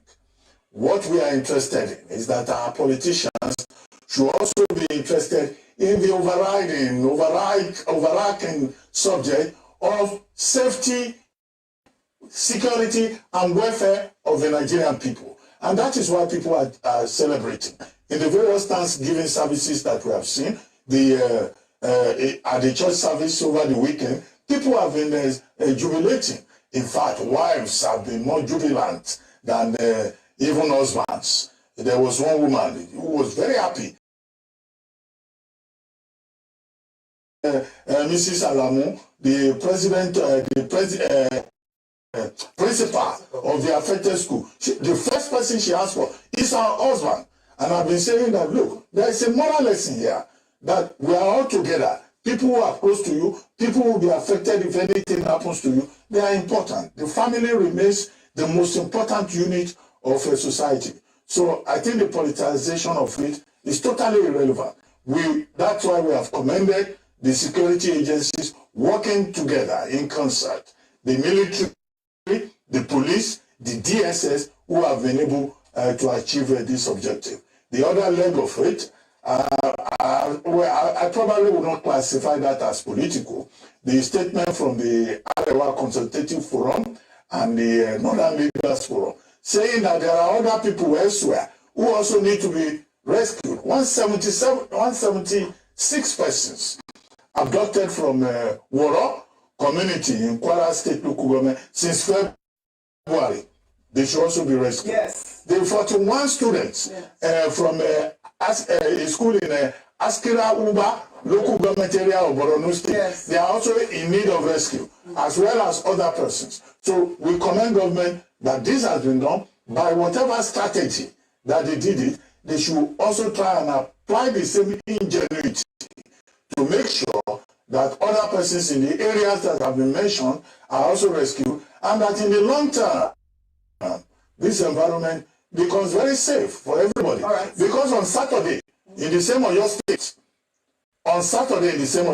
the headmaster of a particular school was also Mr. Olawade, Mr. Kolawale Olawade, was also abducted. So the threat is real, it's continuing. This is not politics. This is about safety of lives and property.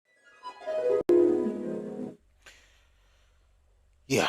I'm not going to say it doesn't make sense, but I don't think it's necessary at this point to begin to politicize, the event. And about what he said about Northerners, I want people talking about stuff.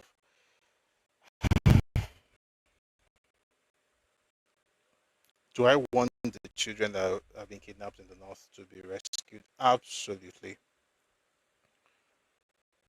But you see, one of the lessons that we learned from this episode, this is not, trying to grandstand or act as though we have, superiority in anything.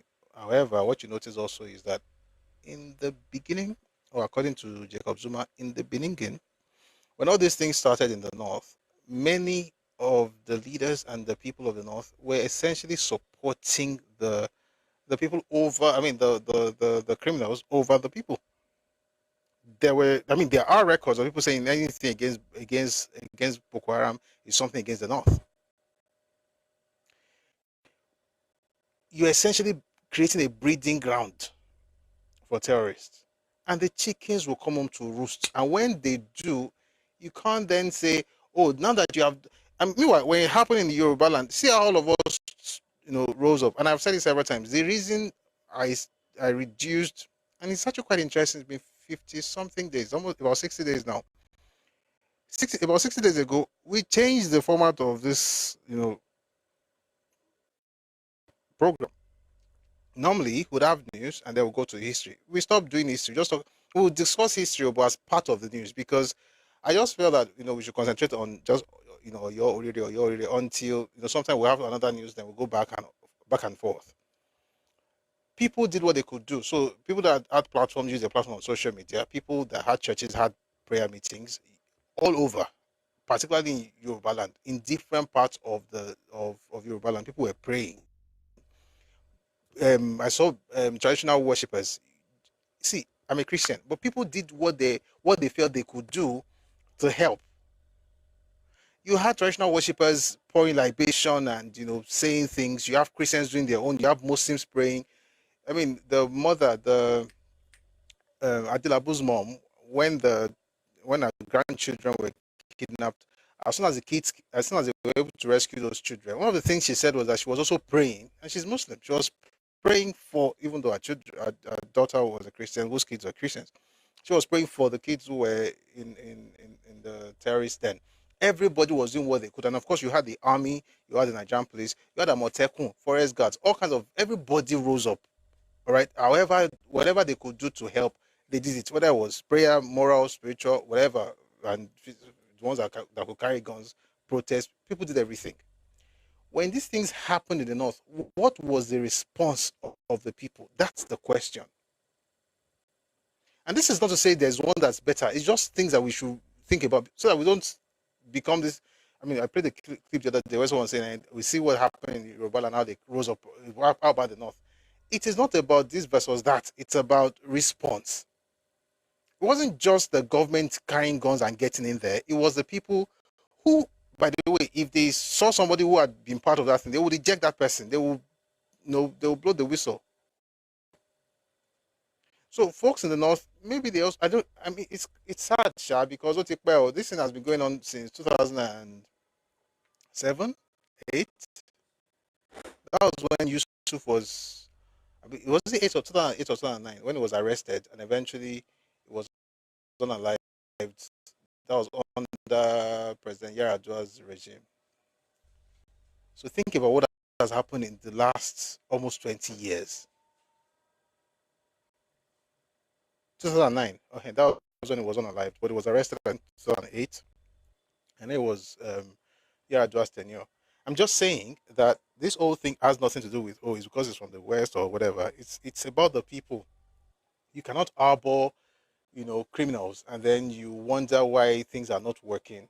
And I'm not saying everybody in the north is harboring criminals, but we have records of politicians, of leaders who were almost standing up for people that they should be pushing out. But I hope that the kids in the north are rescued. That the joy that we feel, we still do feel that joy about the kids that were rescued in Oyo State. That the folks in the north also. I mean, we want to feel the same joy because I'll still be happy for them when it happens, and I hope it happens as soon as possible. We also have to ensure that we get serious. You work with the government, not just sit down and say, "Yeah, go and rescue people." Meanwhile, they'll ask you, "Do you know this person?" Say, "If you touch him, you're touching Islam. If you touch him, you're touching the north." What are you talking about? You're using terrorists as the yardstick for what religion means. And many people will tell you that's not what it means, but I mean, it's one thing to say this is what the book says, another thing to say this is what we're doing. And after a while, it becomes the culture. I hope they fix that. Anyway, before we move away from this, let me just read something to you from the United Nations that Sheyi Makinde was calling. But this is not the United Nations itself, it's Nigeria's envoy in the United Nations. That's Ambassador Jimoh Ibrahim. And this is what he said. I'm going to read from Ondo event. It says, provide care and apologies to the kidnapped children and teachers. UN envoy Jimoh Ibrahim tells Sheyi Makinde. Nigeria's permanent representative to the United States, Nigeria's permanent representative to the United Nations and chairman of the Fifth Committee on Budgetary and Administrative Matters, Senator Jimoh Ibrahim, has advised Oyo State Governor Sheyi Makinde to uphold good governance at the local level. The UN envoy said Governor Makinde should show empathy and tender an apology to the children and their teachers for the government's failure to provide adequate security in Oyo State. I don't think I'll go that far, but that's what he said. While congratulating Nigerians on the release of the abducted school children, Senator Ibrahim also urged all state governments in Nigeria to prioritize security as a collective responsibility to ensure public safety. Ambassador Ibrahim was responding to Governor Sheyi Makinde's call for the UN to probe the Oyo kidnapping. He noted that the United Nations affairs of member states and that it is not a body for investigating domestic matters. He advised the governor to support the affected children with free scholarships and quality education at all levels. The Oyo State government should also provide support for the children of the teachers who died in the process. If the state needs financial assistance, it should let us know. Nigerians are ready to support the children. That's from Ambassador Jimoh Ibrahim, the United Nations envoy. Right? There is an interview I think I just played. It's a very short thing, but food for thought. Take a listen. Whatever you think about this is fine, but I mean, just to also have another opinion.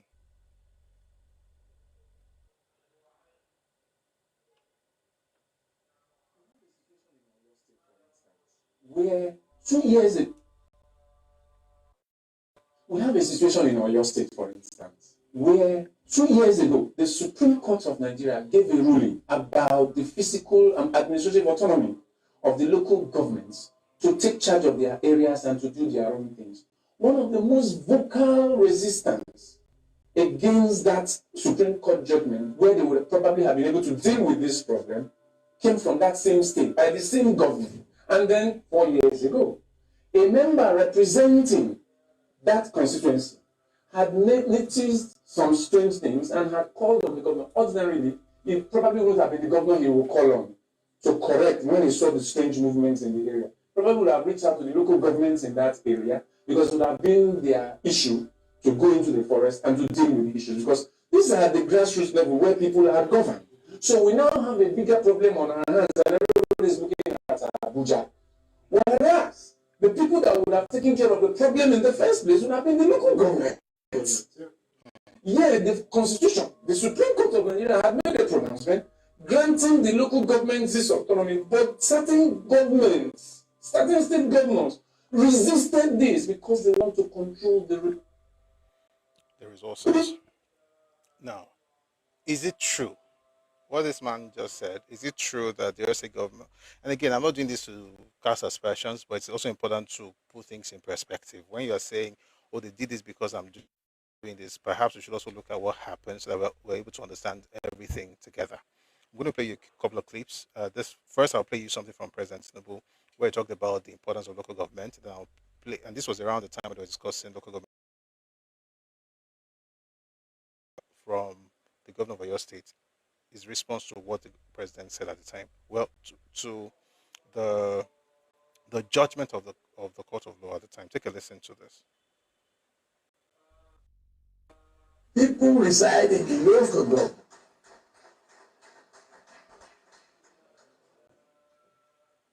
People are in the local community. That is where they reside. That is where they feed. That is where they garden.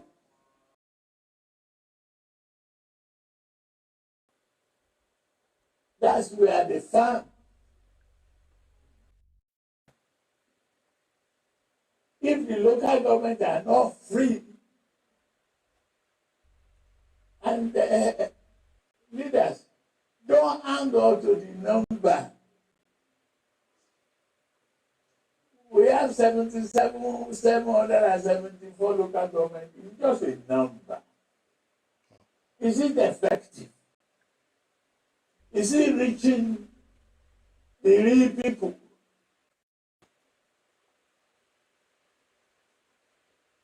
Who is being held accountable for this money? Maybe we should look and recalibrate one version that was good 4 years ago might not be good today. And when we want the votes, we go to the locals. When we get the votes, we move to Abuja.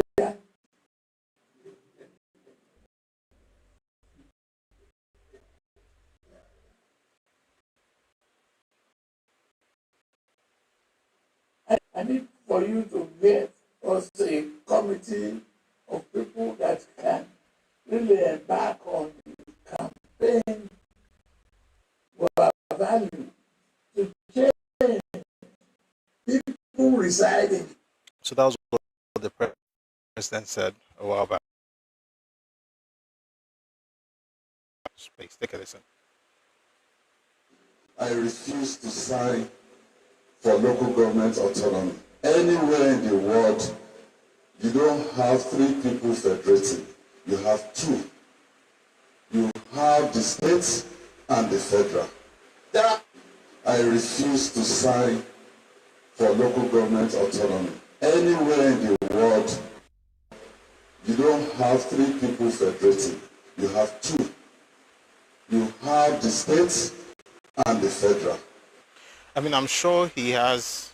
I hope you can hear me. It's raining, so if it's a bit noisy, it's because of the rain. I hope it doesn't affect what we're doing. But here's the thing. He probably has his own reasons for saying what he said, but he said what he said, and that's okay. I mean, whether it's okay by me or not, it's okay that he said it. But I should also make sure I tell you that that's not the end of the story, and he didn't just say I don't want local government autonomy, and that's it. That's not how that went down. Actually, Governor Sheyi Makinde and the state government have committed themselves to doing a few things, a number of things for the 39 rescued pupils and the 5 teachers, right? And number one, they placed them under a comprehensive supervised 24 to 48-hour clinical observation window at the headquarters of 2 Division Medical Services and Hospital at Odogbo Barracks, Ibadan. Then they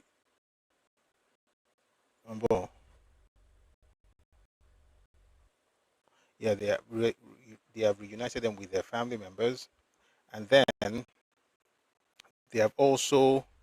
I mean, the governor actually said, and I'm going to play you a clip where he said it, that what they have endured over 56 days cannot simply be erased in 56 months. And so he appointed the former chief medical director of the University College Hospital, Ibadan, that's UCH, that's Professor Temitope Alonge, to personally supervise their long-term clinical and psychosocial rehabilitation. That's why I said when that buffoon was saying earlier that the children should have been killed rather than saved, provision in this part of the country, which is what Buhari was trying to address. The point is that the governor of Oyo State is actually, I mean, they've already set plans in motion to ensure that every single person who was rescued is taken care of as far as um, psychosocial rehabilitation and so on and clinical rehabilitation are concerned. They're also going to have specialized trauma counselors who have been deployed to provide immediate psychological first aid to help both the children and the educators process the severe physical and mental duress they faced while in captivity. Also, the Oyo State government is formally engaging the Baptist school management. Even though it's a private school, the government is engaging them to help, with one thing or another. I'm going to read the details for you. And also, the governor pledged that the state will absorb every necessary structural cost to ensure that no student among those kids have their education interrupted and no teacher would suffer career setbacks or loss of income due to their prolonged displacement. I'd like you to listen to Governor Sheyi Makinde say these things. That you can hear God does not mean that we will hear God. When he visited the rescued victims of Oriire abduction, this is what he said. Take a listen, please. 1 second.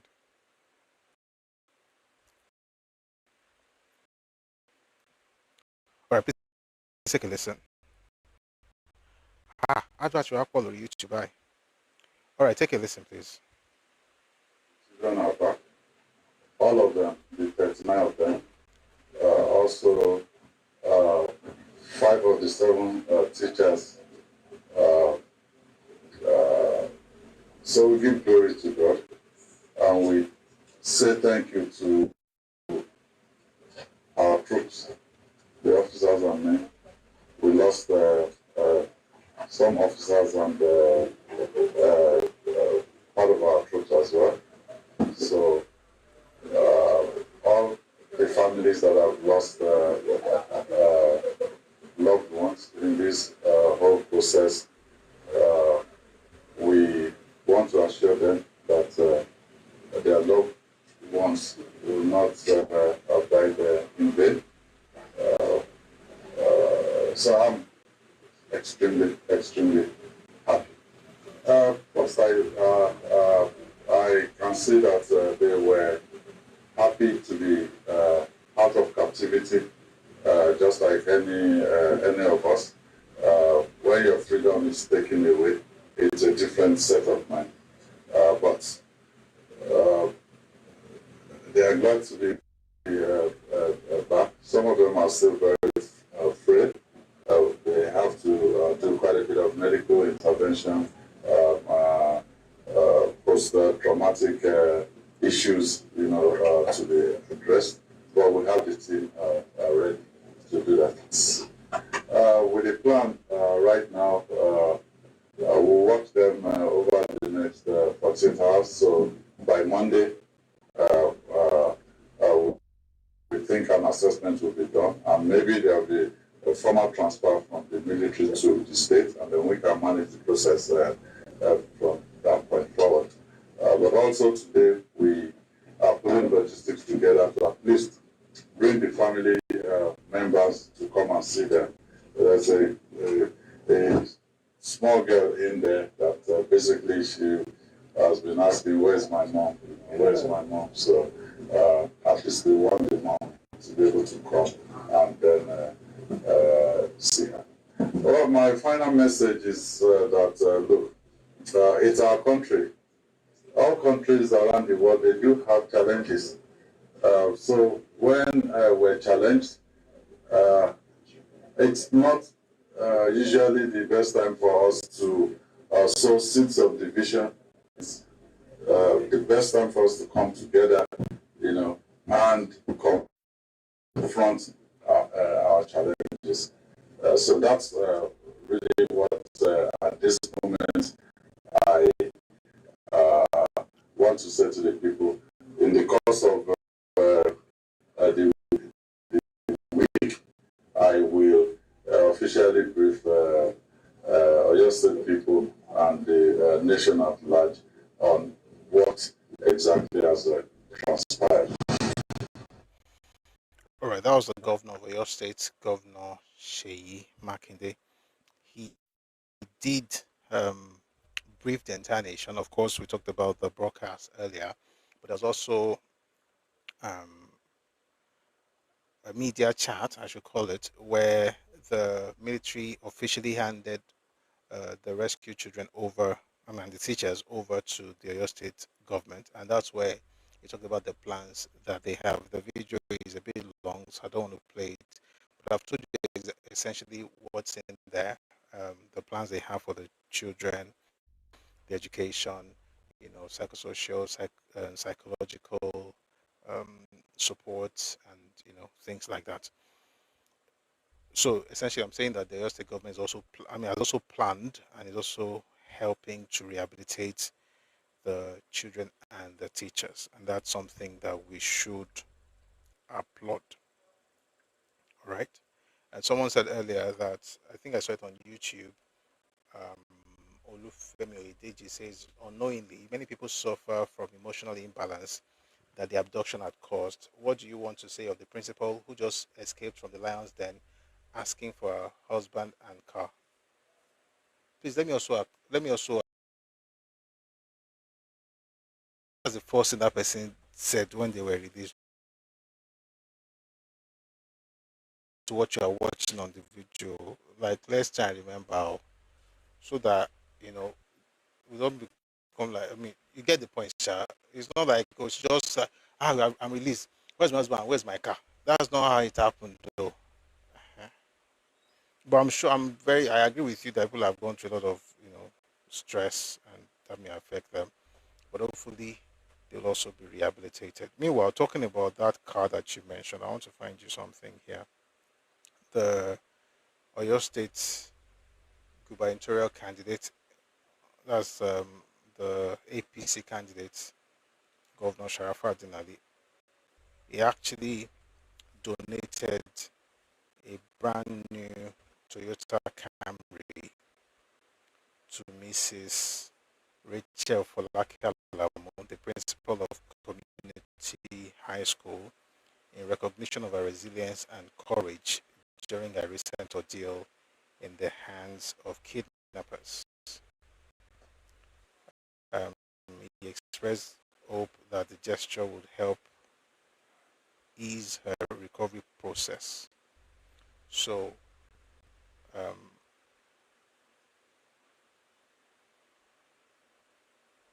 I'm reading this from Twitter, and I also see pictures, by the way. So it's not just. So thankfully, she has a new car, and she mentioned also that the car was torched. All right, so talk about one more thing going already, because our BT want to soon, according to her.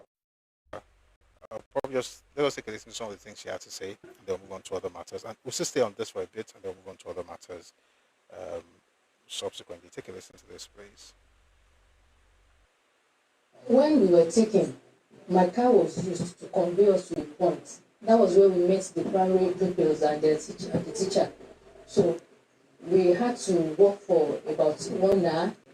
They brought bicycle machine and about 10 of them. So we were parked there. And we rode for more than 4 hours, uncharted paths, but they knew their way.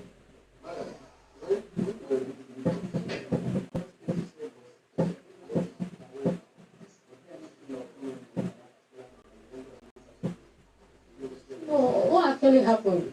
I thought they left the car there. The police would have towed the car to the office. But somebody showed me the car where it was burnt. And that was not the part we took. So I think they drove it to that point before it was touched. That was not the way we took it to the forest. Will this impact on you negatively in any way as a teacher? Going to rural area will take the grace of God. You know, with time, I've worked for 28 years, so I have 4 years. With time, maybe I can get over it, but going that far, the distance between that place and the Igbo shop is far already. So I sacrifice a lot when it comes to transportation. Now, coupled with this, I don't know what to happen. Now, thank you very much. There's a longer version where he talked about where they asked her what her plans were, and she said she just wanted to see her husband, which I think is a beautiful thing because love is a beautiful thing. It's Don Jazzy again. Do you know that song? Debant. I'm Debant. Anyway, we're happy, we're glad, we're joyful, and we also call on the government to tell them not to rest on their oars. There are still many issues in different parts of Nigeria. Many people are still in captivity and they also should be rescued. And even in our own part of the country, we also need to ensure that our security is beefed up. It has to be a continuous thing rather than, just a one-time event. Having said that, let's move on to, we have two more things to talk about and then I'll bring people up. Where should we begin? Let us begin with a new identity that is being created in Nigeria. Okay, three more things actually. Before we do that new identity, let's do the new identity. There's a new identity being created in this country. A while back, and of course we pushed back saying that doesn't exist. What certain people do is to hyphenate identities.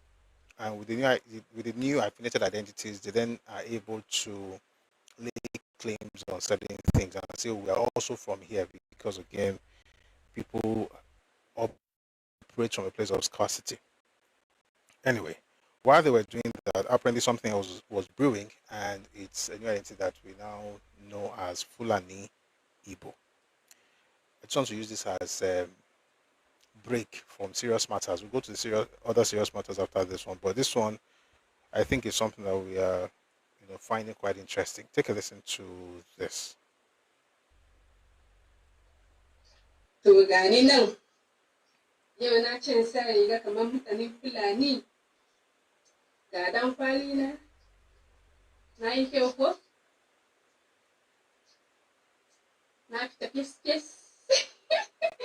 zani aiki na so mutane sai su yi magana yau su yi magana sai magana yarinya kyakkyawa da ni kyakkyawan yarinya ga an ce na siriri ga baki na ja ai fine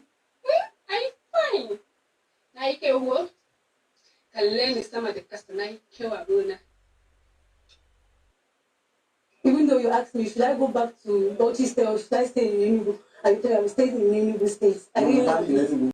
Yes, I really love Enugu State. Welcome viewers to another interview for today. I'm in Oriire Road. Our street interviews with the Hausa community. Good morning. Morning. How are you? My name is Khadija Abubakar. Khadija Abubakar. Where were you born? From Bauchi State. Bauchi State? Yes. Okay. Can I Hausa? Yes. Like what make Hausa? Muna tare mun da Hausawa dole in ji Hausa. Dan ji Hausa. Ba sosai ba. Ba sosai ba kan dole in ji Hausa. Okay. Da Hausa ake magana gida? Da Hausa ake magana sometimes wani sai kuma muna yi da Igbo. Da wa za ki Igbo a gida? Da yan uwana muna. Bina mafiyar tana jin Igbo. Tana jin Igbo sosai. Tana yi magana da Igbo. Tana yi. Baba ba zai magana ba? Ba zai hana ba cewa ba. Shi ma yana ji Igbo. Wai koya mishi? A nan muka koya mana tun da girma na ai dole mu koyi Igbo a rayuwa a cikin su. Ana ina ka haifa. Ana aka haifa iyaye na. Aba su biyu an haife su a nan. So suna jin Hausa suna jin Igbo sosai. Suna rubuta Igbo ma. Suna rubuta. Ina za a Igbo. Ina za a Igbo. Igbo an habi. Onye ba ga ha. Mam. Eziokwu.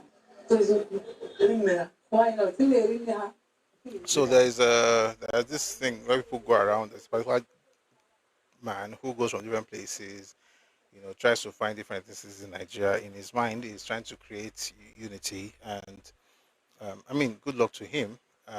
For Yoruba people, we welcome people from everywhere, but we maintain that we are different. That's all. Like, we are not the same, but we welcome people. We can all live happily ever after, but we are different. But it looks like one of the things I've noticed from the Igbos though is that once they hear Fulani, it's like kryptonite. They start shaking like, no, we don't want.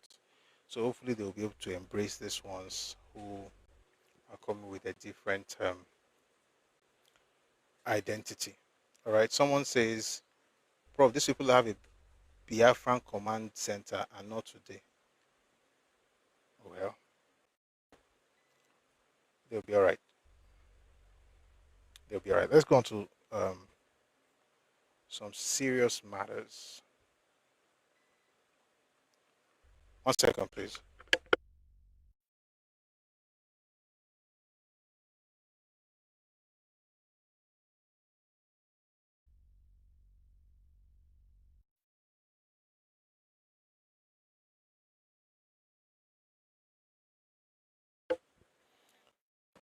All right.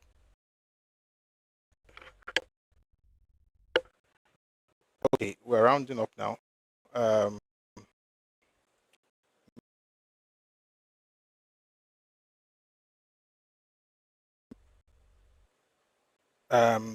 Senator David Mark and former Vice President Atiku Abubakar have now lost at the Court of Appeal. And I'd like you to, I mean, I don't want to say much about this. I'd like you to listen to the lawyer. I think he would explain. Take a listen, please.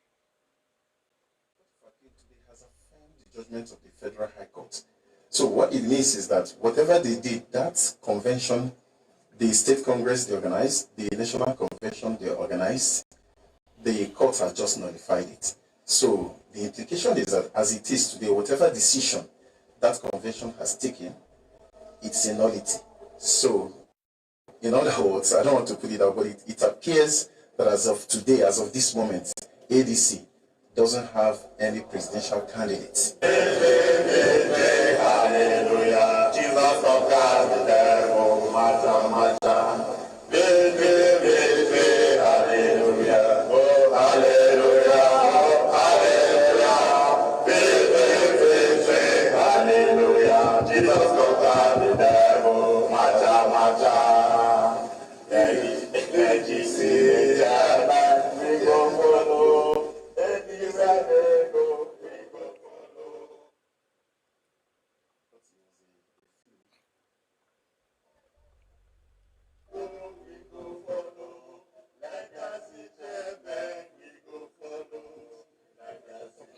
I'm trying to get out of the music so I can listen to the crux of this stuff.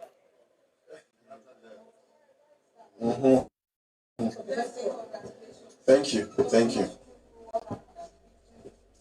You know, it's a battle we started right from the Federal High Court, and they thought it was a fluke, and they were aggrieved by the judgment of the Federal High Court, so they decided to appeal against it. You know, the nucleus, the main judgment of the Federal High Court was that the tenure of the state chairman is still extant, still running.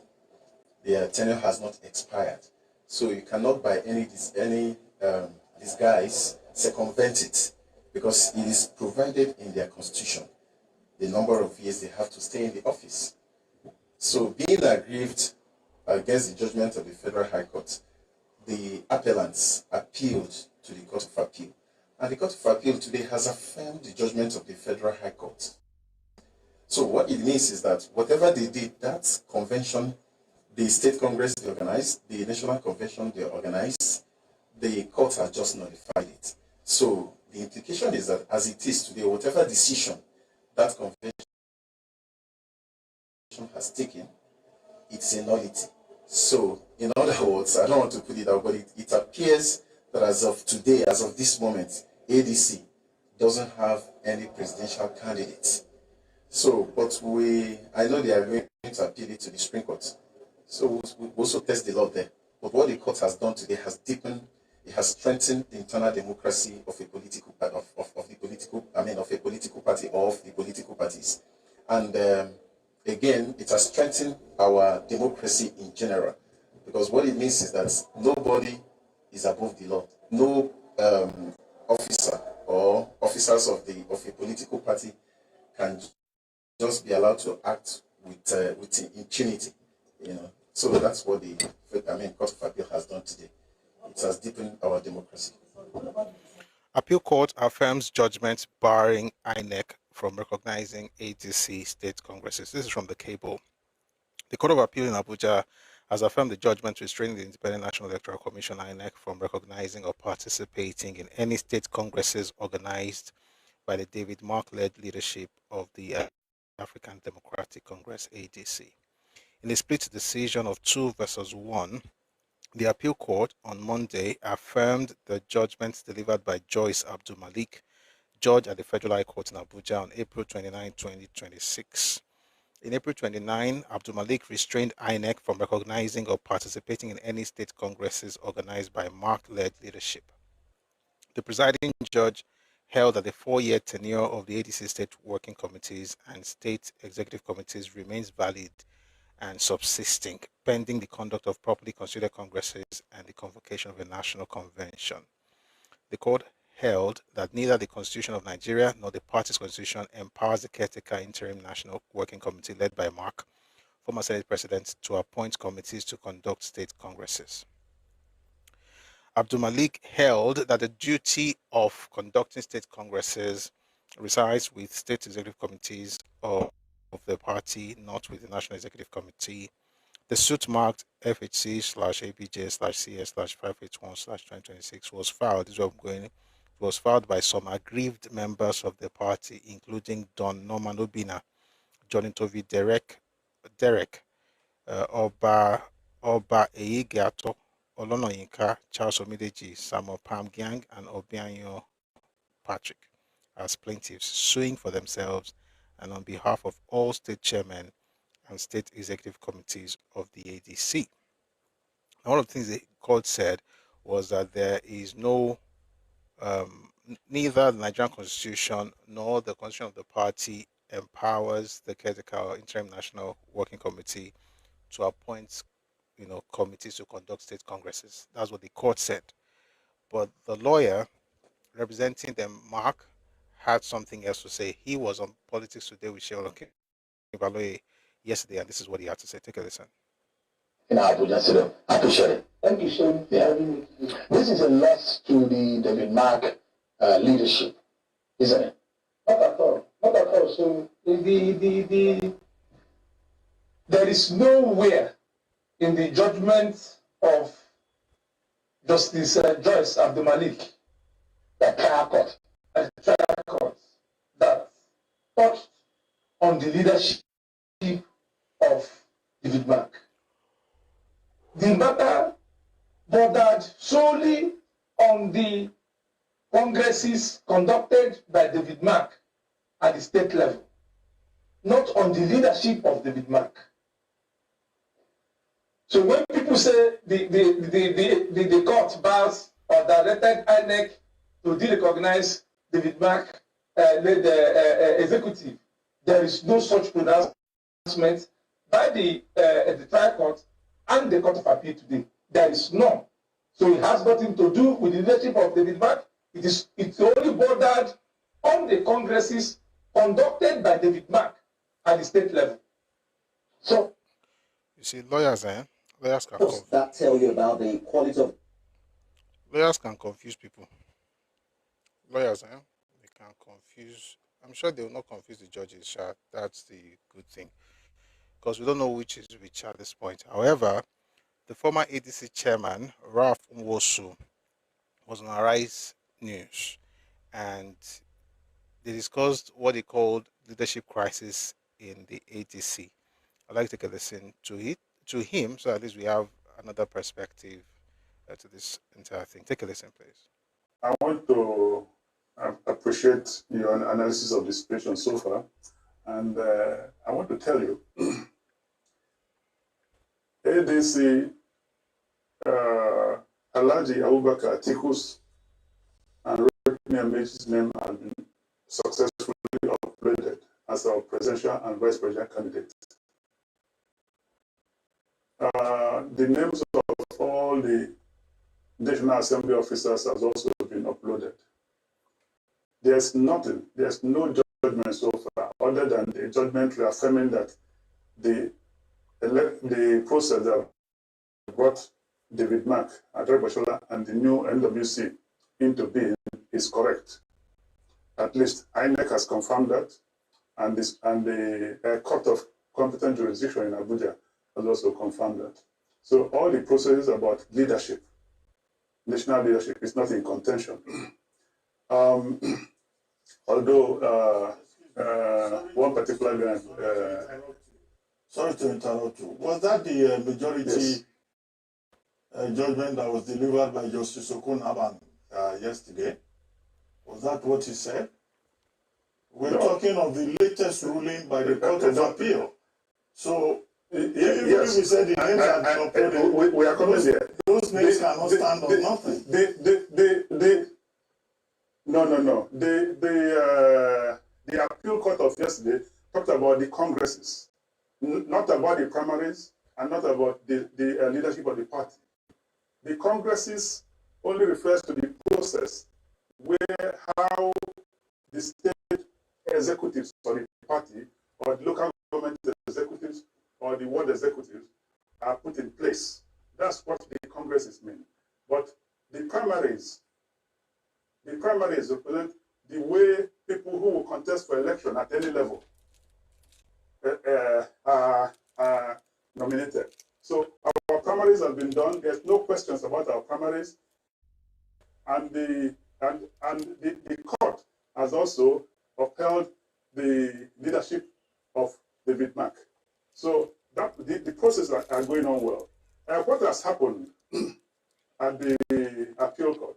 If you remember, when the judgment was first given in April, the state chairmen were asking that their tenure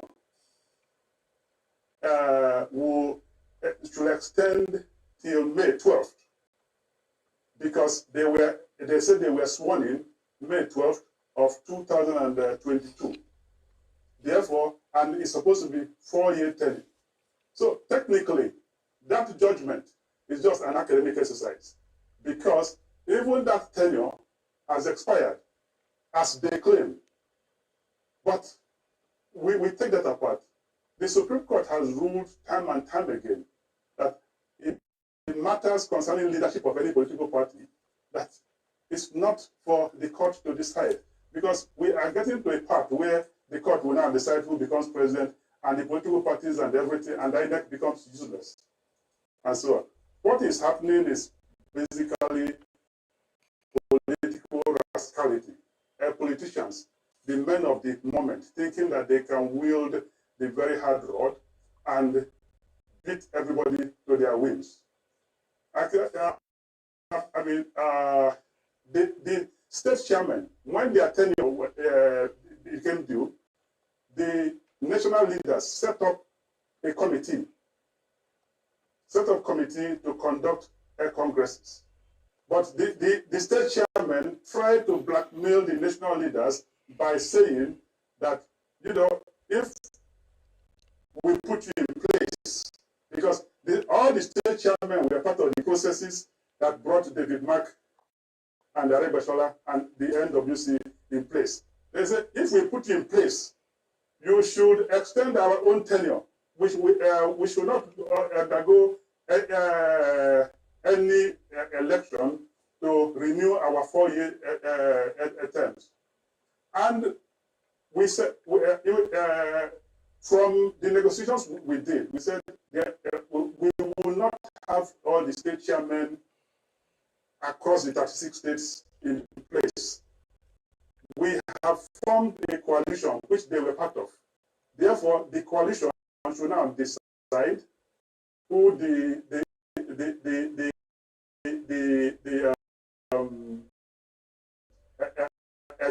state leader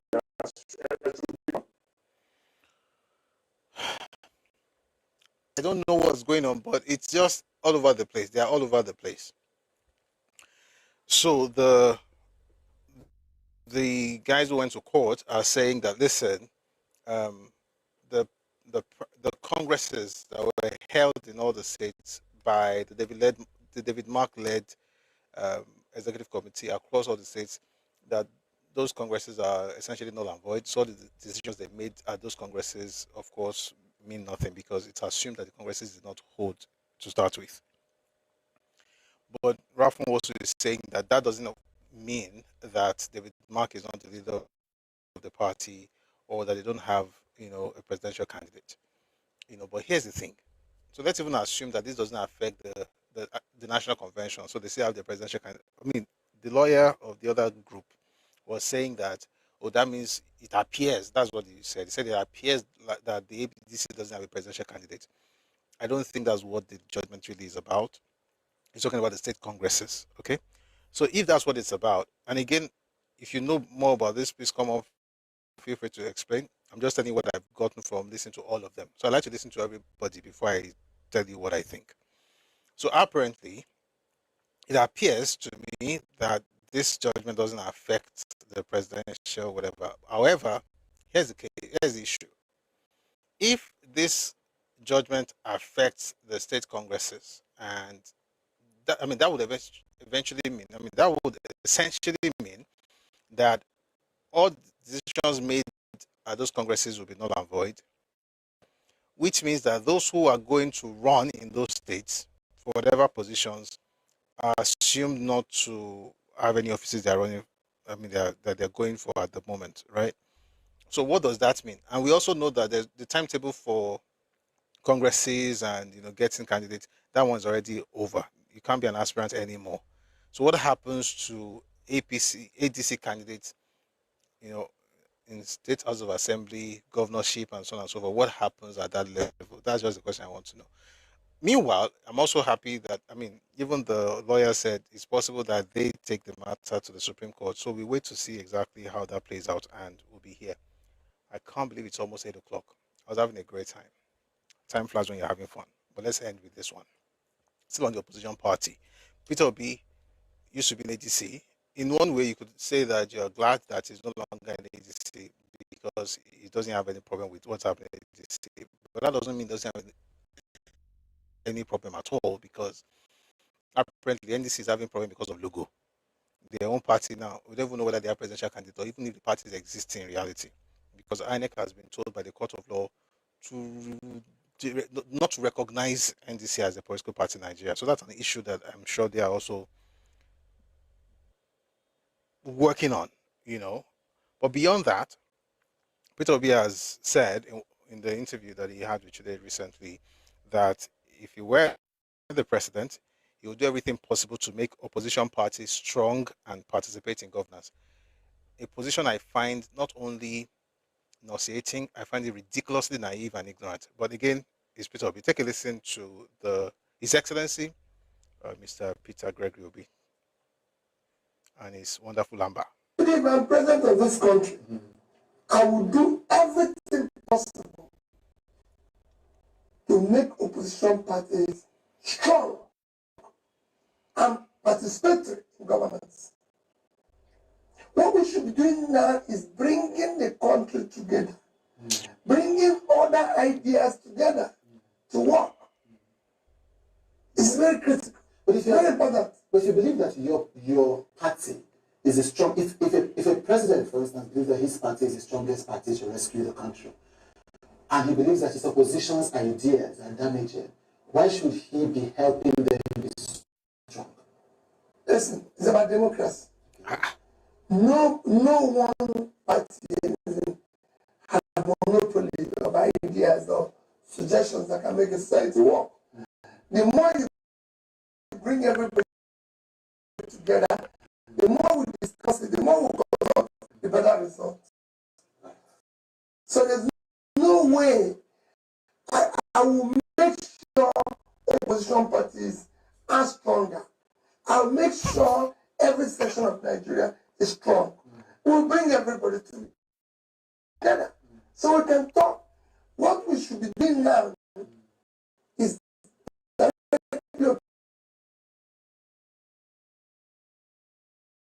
talk about existential problems facing the country today. Right. So you say you don't share the adversarial view of opposition? No, not at all. I work with the opposition. As governor, today I had the entire House member from a different party. The 3 senators representing the state from a different party. The House of Rep members from a different party. I was the only person from one party. And it led to impeachment. No. Initially. Right. Not initially. I was impeached within the first 6 months. It can happen to you. It can happen with you with this your crew. I was like a driver who came in trying to drive people to a better destination than they are used to. So it's like you're carrying passengers who have passed their destination. And not knowing where you're going to, they think, oh, let's push him down.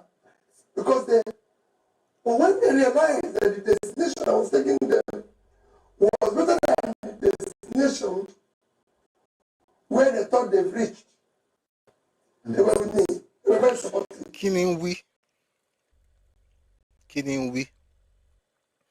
We are all here right now. We all know, as we're talking, this is not what will happen or what happened. We all know at this moment that the FCT minister, Mr. Nyesom Wike, does not belong to the ruling party. Yes or yes, because there's no yes or no in this matter. We all know. So what do you mean they should work with opposition? If you are just constituting nuisance, always attacking the government, how on earth do you think they're going to consider you worthy to even discuss and say, let us talk? Talk about what? Either they ask about what you're going to do with green energy. You were just going everywhere looking for color green. I mean, it doesn't make sense. The FCT minister is in PTP. The ruling party is APC. And he has a lot of power. He's doing a lot of things in the FCT. Nobody's stopping him because he's in PDP. Just because it's not you doesn't mean they're not working with another party. What kind of thing? What? These are the issues. Meanwhile, he's saying that if he were president, he would do everything possible to make opposition parties strong. How is it my duty as the president to make you strong as opposition? We are competing. What kind of nonsense be this? So you want to play ball? I'm in team A, you are in team B, but I must help you to do what? It's a game. It's politics. And I'm using the word game. Some people will call it a war. But that's because literally politics is war without bloodshed. That's what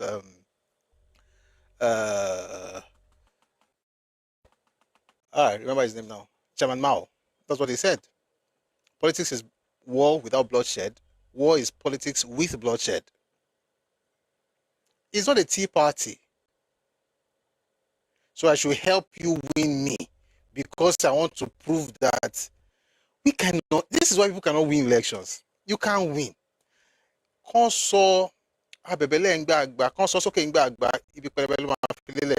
matter how many times you try this thing, you always lose because even the mindset doesn't work. How do you expect the opposition to help you win? Can you make sense? Especially when you have nothing to bring to the table, because from what you are saying, and I can play you clips of people asking this guy questions, and I mean,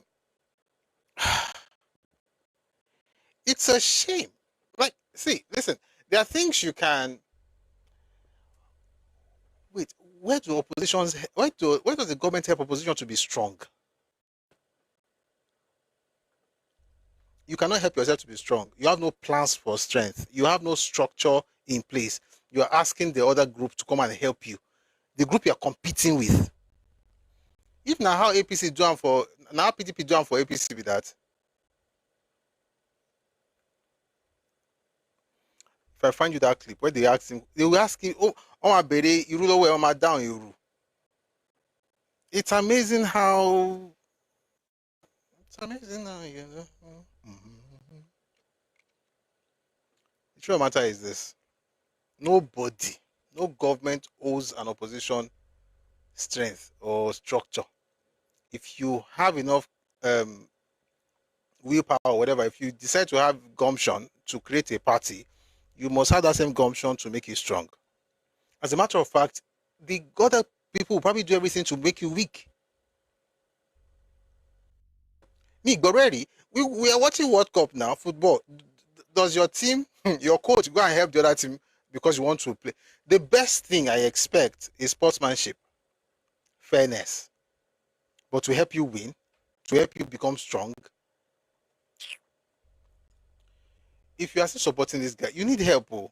Is even beyond jokes now. You need help. If you are a person here, you support Peter B, and your parents know, or your family members, they need to get you to a minister. You need deliverance. Ha! I mean, if you supported him in the past, that's okay. All things are passed away, all things have become new. But going forward, this doesn't make sense now. Let's tell ourselves the truth. Meanwhile, I'll play you what he did when he was governor. What he did to opposition party or opposition parties. All right, even from Madam Nasir El-Rufai, what he did to the Zenith Labour Party. Oh, I'll play some things for you. But before I start doing that, let me play you something from someone who calls himself Peter Obi's brother and what he doesn't like. And I think it has to, I mean, not I think, it definitely has to do with this whole thing of the other guys are not helping him. This person's name is architect Ezekiel Nya Etok. Please take a listen to this.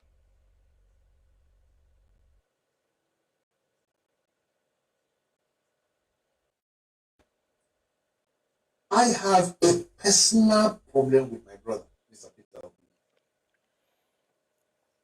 I'll tell you why. This man had the momentum that was unprecedented in Nigerian politics. He had it. So what do? You are politically savvy and you know the terrain. There's nothing about politics he doesn't know. You and I don't know. Knowing that if you are a strong candidate, the first thing they will do is try to stop you. So when people complain, oh, government is trying to stop Obi, I laugh. How will you seated any of the three of us or four of us here? How will any of us know that I want to get into battle with you and then I allow you to be strong? It's not possible now. So what do? Because you know that, you start from the 4 years. Kwankwaso has a movement called Kwankwasia. If Kwankwasia spreads and they want to choose a chairman, and you go and contest against Kwankwaso, you fail woefully because he has that cult followership.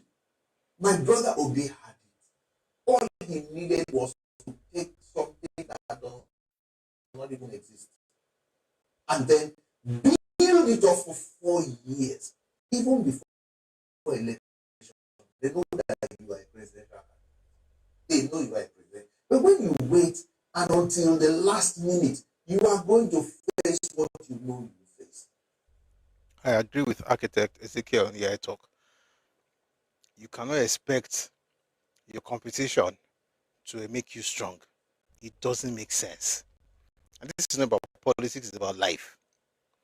If you have good competitors who are godly and believe in fairness, you are blessed.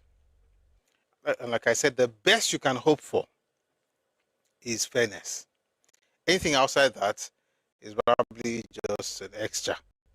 But to be acting like you are entitled to certain things when you're not in power is ridiculous. Meanwhile, this is what Peter Obi did when he was in power. Peter Obi arrested, I'll take this slowly. Peter Obi detained me in Anambra in 2013. Who said that? El-Rufai. Where am I reading from? Vanguard newspaper. Governor Nasir El-Rufai of Kaduna State has narrated how the presidential candidate of Labour Party, Peter Obi, by the way, this news was published in 2022, October 17, 2022. Governor Nasir El-Rufai of Kaduna State has narrated how the presidential candidate of Labour Party, Peter Obi, arrested him in Anambra State when he, Obi, was governor in 2013. El-Rufai, who made this disclosure at an interactive session of Arewa Joint Committee in Kaduna on Monday, stated that Obi arrested and detained him for 48 hours. According to El-Rufai, Obi was seeking a second term in office on the platform of the All Progressives Grand Alliance, ABGA, at the time. El-Rufai stated that he, El-Rufai, visited Anambra to monitor the state's governorship by-election at the time. He said in 2013, I went to Anambra State as an official of the APC to witness the by-election for governorship. Your next guest, Peter Obi, as governor, got me arrested and detained me for 48 hours in my hotel room. Now, I'm the governor of Kaduna State and he's coming to Kaduna. In addition to the police and the state secret service, I have one mechanized division of the Nigerian army here. If I need to arrest and detain anyone, but we are northerners, we are civilized. We don't do things like that. I wish you all safe journey back to your destinations, he said.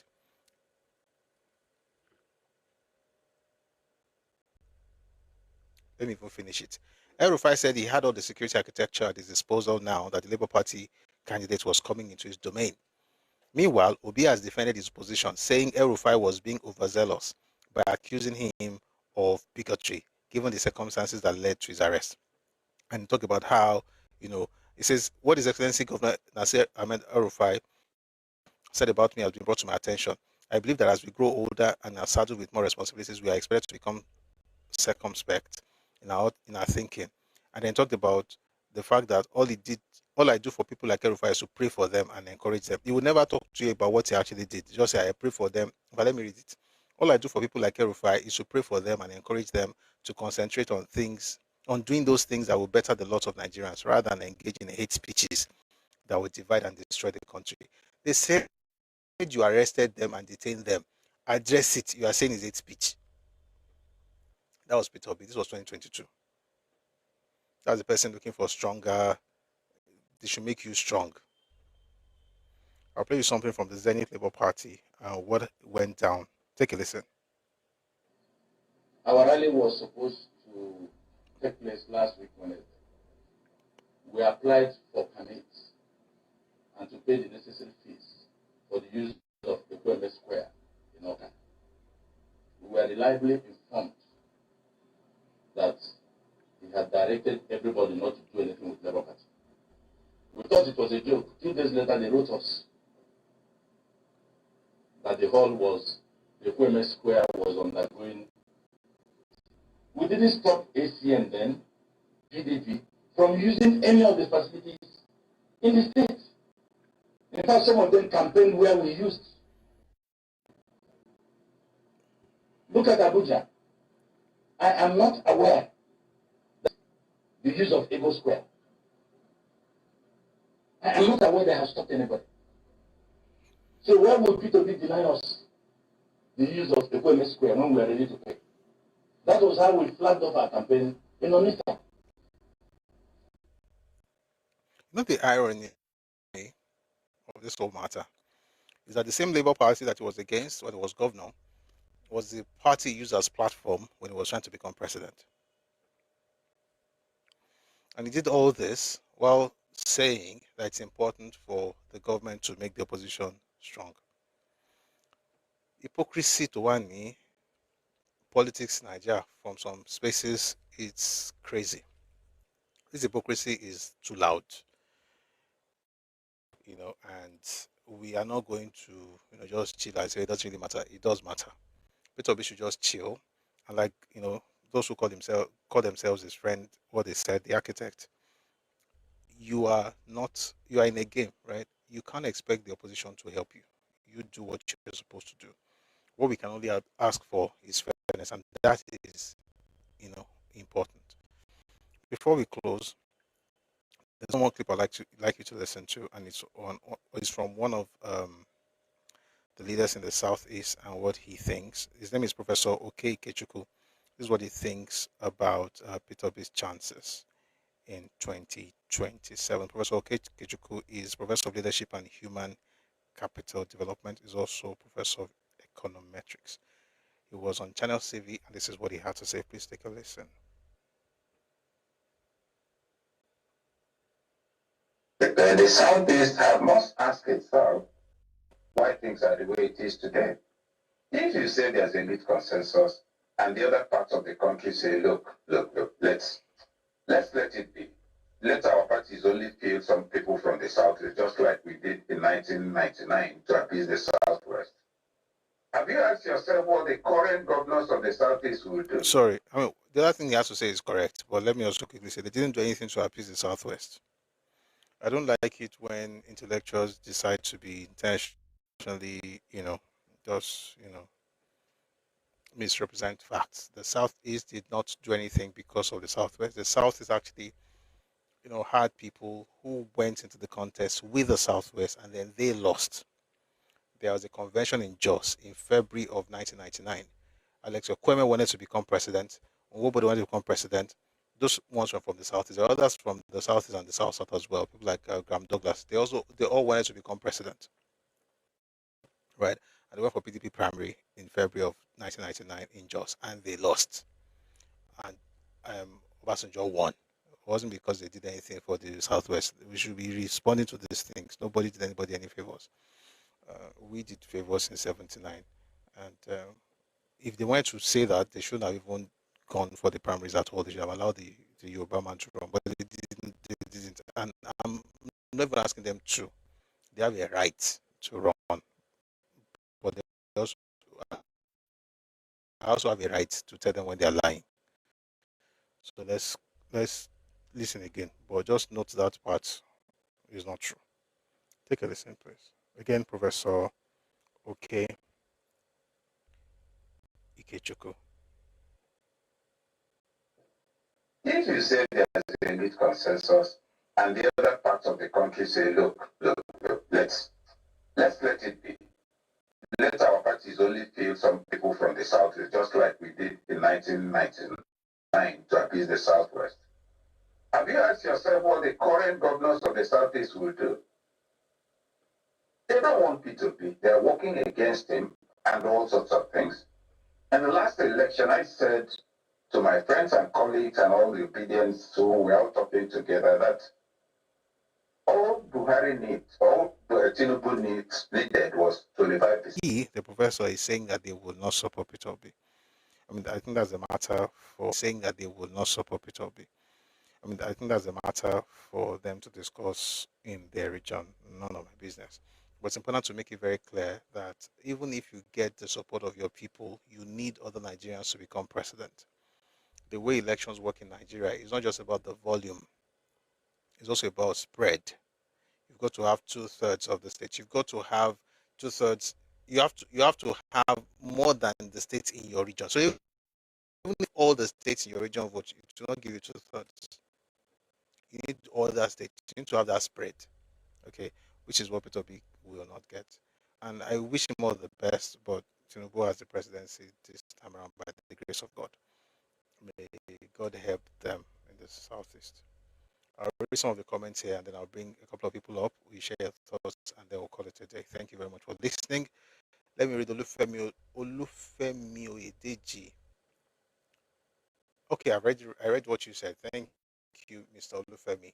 Adeomi Esquire says here on YouTube, lawyers are trained to amplify issues to make out continuous representation, which connotes to counsel retention. In plain lingua, we need money, and election times is money times. Esquire, you can inquire. Barrister Olaiwola. Thank you very much, Barrister Adeomi Esquire. So you amplify things just like Kakolemon, Ekuseo.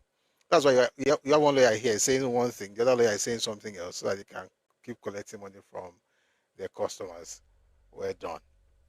Thank you for that, Paris Adeomi. Um, we have Ademilola on YouTube.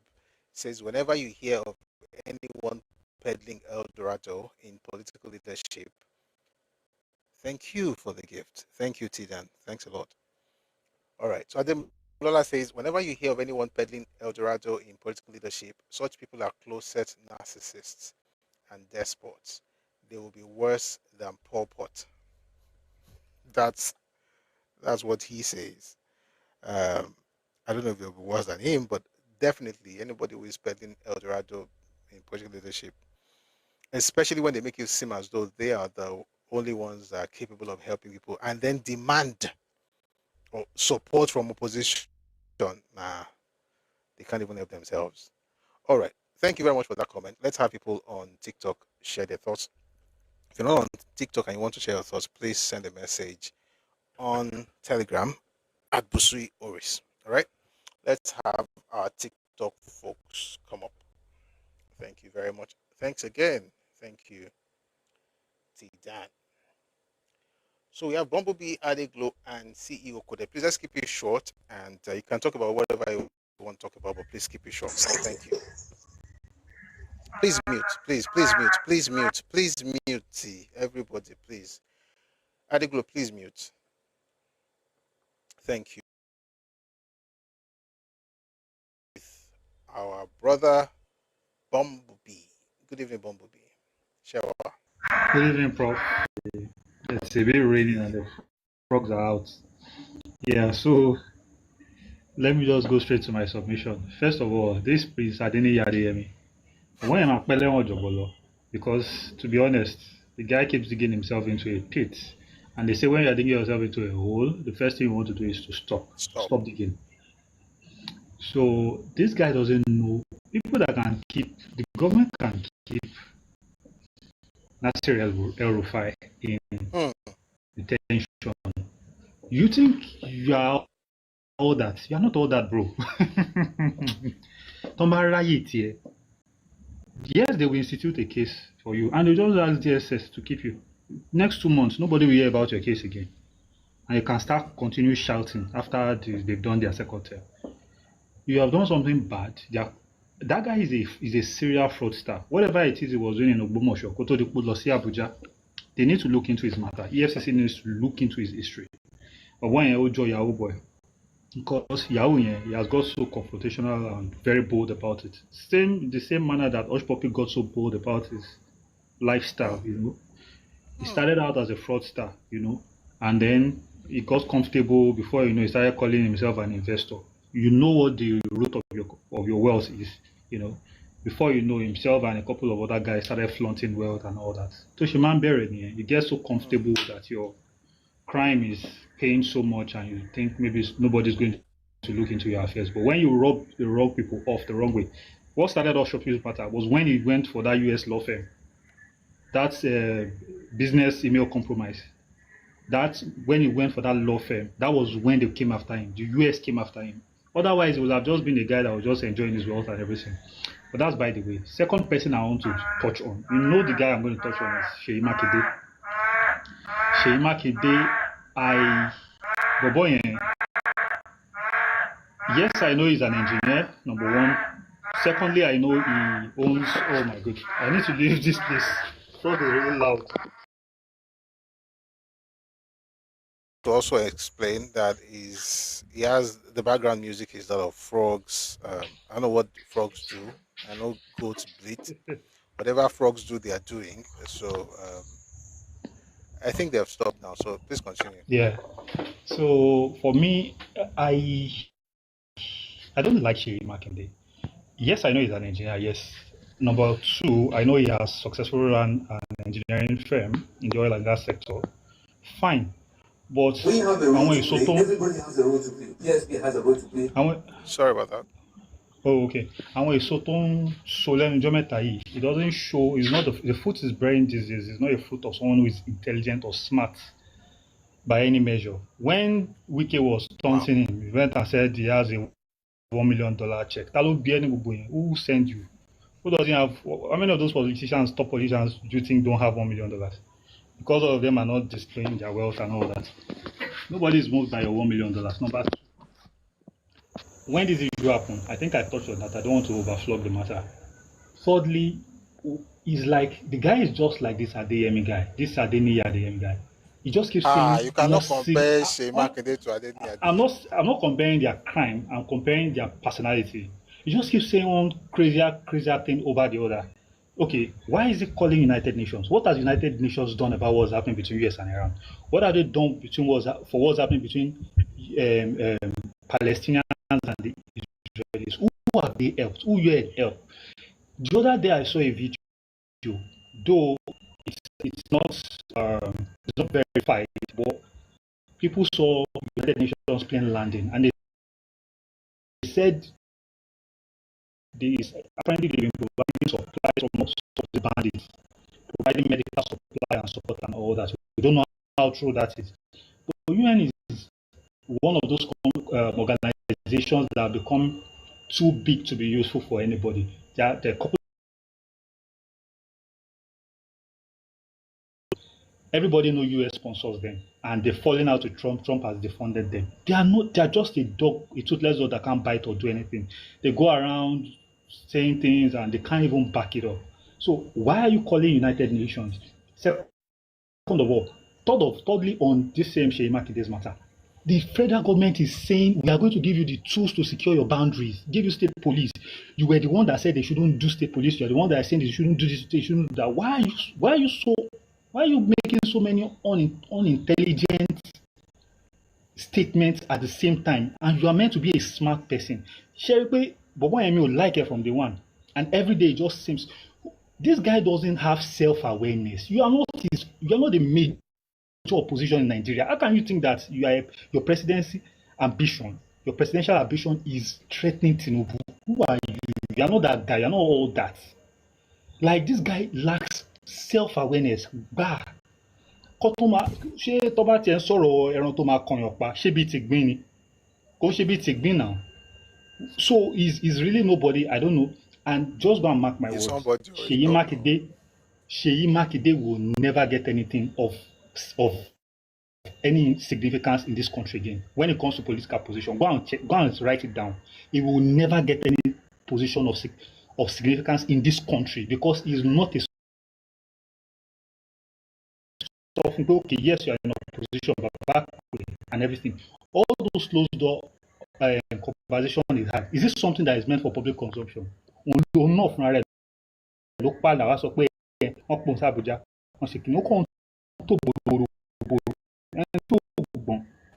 Like, I don't like that guy. I can't just wait for that guy to be out of that governorship position. I pray they get someone who is smart for him to rule the affairs of Oyo.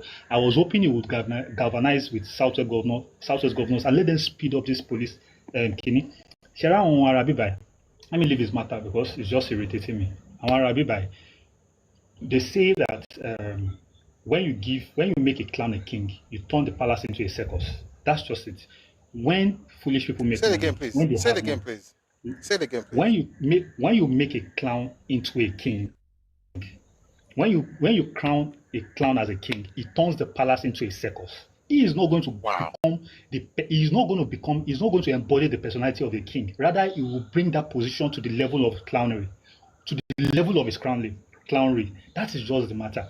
Sherry Bogban, when you have people that are stupid and they make money, right, they become a nuisance to the society. And I just think, I pray this our IT brothers, our tech brothers, they will begin to, modernize spare part business, retail business, and all those things, so that you can put these people out of business. And when these spare part on social media, because how will you say that it's better that those people should have died in the bush? This same set of people, how can you say that? Somebody's 9 months, all those children, their mothers carry them for 9 months, so their parents are spending on them. Their people's valuable kini. Táwọn èèyàn gbé sórí gan, tó value ọmọ wọn bí nǹkan mi, you in your mind, you just open mouth gbara. that they should have died than come home because they will have trauma and then they can become terrorists. Who says that?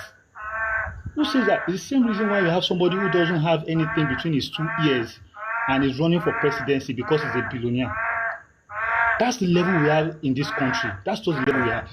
Let them begin to modernize all these businesses. Don't just kind of foolish people make work and turn it into online business. E-commerce. Don't so go spare business e-commerce. So that one, nearly kokoje. On va pada sabule one. Eshegun coach. Eshegun prof. Thank you, sir. Thank you, sir. I mean, fantastic things. I don't have anything to add. Just brilliant. But the bit about Sheyi Makinde, I don't think I want to go that route. I mean, he is somebody. He's not just an engineer. He has things he's doing, and he's actually doing pretty good as governor. I mean, I think he can do better. The last time he visited Ibadan, I mean, I have a soft spot for Ibadan because I was born and bred there. I mean, I've said that a billion times, but please don't mind me. I'll still say it's another billion and more times. But the thing is, he's doing well. He can do better, but it's not like he's doing nothing. When it comes to matters of politics, I don't like the way things are going. I don't like the speeches being made. I can only credit him for not saying those things in the heat of the moment, right? While the kids were still and the teachers were still in captivity. However, constantly bringing up this idea and this thought of, you being the reason for that is actually it's a stretch. And the UN bit, I would never agree with that thing. It doesn't, but particularly because you're trying to become president of Nigeria. You never become president, you don't call for external, doesn't look very good. Thank you very much, Bumblebee, for that submission. Let's go to CEO Coded. Good evening, CEO. Good evening, Prof. Evening, sir. For my submission yesterday, my network wasn't so great. So I don't know how many of what I said was there. But anyway, we're here today. Well, thank God. Okay, let me take it from the top. Let me quickly talk about Prince. Let me start with Sheyi Makinde. Sheyi Makinde has to be very careful. Ó dà ń pé ìdá ká sọ pé àká ní ó ti gungi eléra ni àbí ó ṣẹ̀ṣẹ̀ fẹ́ máa gungi eléra. I don't know where at which stage he is, because he's beginning to sound like Obi, but in a different version. Because both of them try to they like to insert themselves in the narrative that they don't belong. And when you do that, you are necessarily setting up yourself as a victim. When he went to Borno a day before those victims, those kidnapped victims were released, and said that he announced himself, announced his candidacy for presidency a day before those people were kidnapped. I mean, you don't plan a kidnap within 12 hours now. You need days. You even need months to be able to plan that. And in my thought, I think a reasonably thinking person should be able to deduce that, if not for the fact that you are totally, utterly ignorant, or you are just being outrightly mischievous. Look, I can't say I like Sheyi Makinde, and I can't say I dislike him. I really don't give but the truth of the matter is that he has done some good things in Ibadan, which I acknowledge. And for that, I respect him. And for the fact that I'm an engineer as an engineer, I also respect him. But the statements that he's uttering these days, it begs more to be desired. Because, I mean, why would you, in your wildest imagination, and I say these things a lot, my son is a 22-year-old young man. I'm not sure my son will utter that kind of statement that is coming from a governor that United Nations should come and investigate the kidnap of victims. I mean, at which level do you want to? Is it that their right were? If their rights were violated, that is by the criminals that kidnapped them, not by the federal government, not even the state government. And nobody has accused you of anything. The federal government has collaborated with you at every step. In fact, when the GOC was making a statement yesterday, it did acknowledge the contribution of the state government and that of the federal government. So what else do you want? You have been somewhat like how do they call it now, like a partner hero in this whole scenario. So why do you now need to dampen that with some crazy thoughts that United Nations and human rights organizations need to come and now investigate? So I think you need to retrace the steps. And unfortunately, Oyo State, for some reason, has been has been what now? Has been at parallel with the history of the Yorubas for a long time. I don't know if you remember the story of Bola Ige and Oluloyo Mowani Ejeosi, that kind of thing. So is this now playing out again during the tenure of Seyi Makinde? It's turning my tummy, really. Should have just kept quiet. Let's just enjoy this victory and let everybody just keep quiet and move on. Bumblebee says Seyi Makinde is an opposition. Seyi Makinde is not even an opposition. He's not even in the story. He's just a, how will I put it now? He's just a passerby. I want to man as extra no movie. He's not, I mean, that's the way I see it, because he's, okay, like what he said yesterday now, how has that galvanized the political landscape in Nigeria? How has that changed anything? Okay, so when you talk of people that have post of a presidential, for the post of the president, you expect some clout. So I also think maybe he's just trying to seek some relevance that, okay, when I say this, people will talk about it, it goes viral, and then people recognize it. Maybe, then in that wise, he should just, when he retires, he just become a content creator rather than being a political person. That's the way I see it. Now, the second thing, this Prince Adeniyi, the guy is talking too much. And I believe, I thought Femi Falana said he was his lawyer. And if Femi Falana is his lawyer, then it should be helping him to moderate. Already a crime has been committed. The best way you can save yourself is just, and then hopefully you will do your 7 years or whatever years, and then you will come out and begin to live your life. Because I'm not sure Nigeria does a parole system where you spend some time after good behavior, you come out. So 7 years for him, I think 7 years is more or less guaranteed, unless he has some magic way of escaping that. But then it's also speak to the bigger issue in Nigeria. This is not the first time, Prof. And I don't know if you also are aware of the lady called, is this something Tejo, is it Alimotu or something Tejo, that was also declared wanted by the police some time ago, that apparently collected money or maybe connected somebody to someone who claimed they will help them to secure a ministerial position within this administration. She had apparently paid that person and also got somebody else to pay the person. And I'm telling you for a fact, Prof, I've experienced this. This is not new to me. This thing happens. People pay to secure ministerial nominations, ministerial positions, DG appointments, and the rest of them. So it's not new in Nigeria. At some point, I think about 10 years ago or thereabout, I'm not going to mention the name of the minister. We went to meet him. We were trying to get an AOC, airline operating license for an airline that was coming to Nigeria. And then when both people came to Nigeria, we went with one of the ground handling company in Nigeria's MD. And we were seated in his office after the people had made some very wonderful presentations to him. And he asked the question in Yoruba, Kilele ife ṣe fún mi. And I had to say, sir, I was like, he now said it in you, because those people did not hear. He now said that, Motale mi kinto di minister ni. So, I mean, you employing 5,000 people, how does that help me? When I'm asking for what is it going to do for me, I'm asking for the benefit that I'm going to get directly. I'm not talking about my constituency. I'm not talking about Nigerians. I'm just talking about, because I sold my house to secure this nomination. And it happens in every sphere of our lives. Thank God for the way the passport is now. Proud to know, I used to have someone who mans the consular office in Greece. For them to get passport booklet, Prof, they need to bribe people in Nigeria.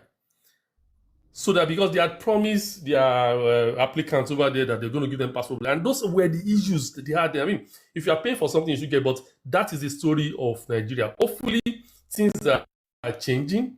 We'll continue to pray and hope and also advocate that those things will change. But it is real. People pay for appointments and some of them get it. A lot of time, people just scam them for these things. So it is what it is. Now, the third issue of the... Okay. Please, please keep it short so that we can move on. But okay, please, more questions on Okay. Then on the issue of the kidnapped victims, I mean, well, like I said yesterday, we thank God they have been rescued. And then for those that are propagating the alternative or the conspiracy theories, rather, I will call them the conspiracy theory because they've said so many things. It was stage managed, they were not kidnapped, he was the president. And I told one of them yesterday, I said, look, I'm not praying for you to be kidnapped, but I pray that one day you will lock yourself in the toilet of your house and then everybody will leave and they will not come back for 2 weeks. Then you will experience something that is just like 0.001% of what those people experience. Then maybe you have a different thought. Let me just rest on that. Thank you. All right. Thank you very much for that. And nothing more to add. And thank you for those examples you brought up as well. And, yesterday, I think I played the video here yesterday where the GOC, acknowledged the governor's input, all in what they did in ensuring the safe return or rescue of the kidnapped victims. So I agree with everything you said, and I hope that we play less politics, particularly where we're discussing things that have to do with lives. So thank you very much, CEO Coded, for that submission. We have 2 more people. I just want to ask you, please, to keep it short so that we can quickly round up. So let's have Mr. Babatunde, and then we'll have DZ. Good evening, Mr. Babatunde.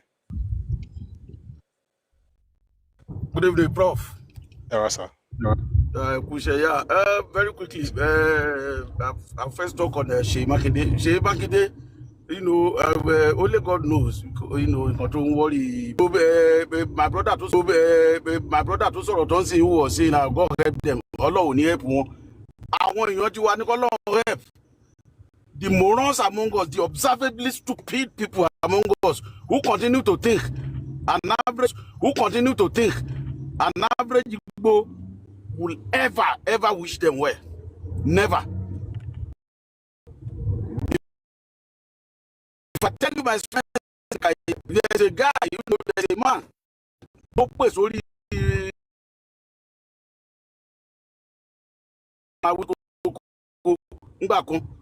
just recently, I was talking about his child, 11-year-old child, 9-year-old, tó gbé lọ summer camp and has to be in the same camp pẹ̀lú ọmọ Ibo, a 9-year-old, and the 9-year-old Igbo boy was telling the camp, camp director pé òun ò lè wà pẹ̀lú ọmọ Yorùbá yẹn. Only why? Only they are betrayers. Tell me how a 9-year-old ọmọ Igbo will call every Yoruba, in his mind a betrayer. From professor to the last idiot in Igbo land, nobody has ever sat down to ask themselves. Because for a betrayer to be, there must be an agreement. There must be a mutual agreement.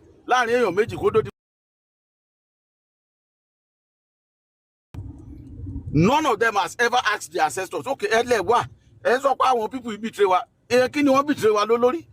Nobody has ever asked among them. But the morons among us who want social media followership continue to follow, hey, I want Shaf belong. The less than 7 million Nigerians who are on social media.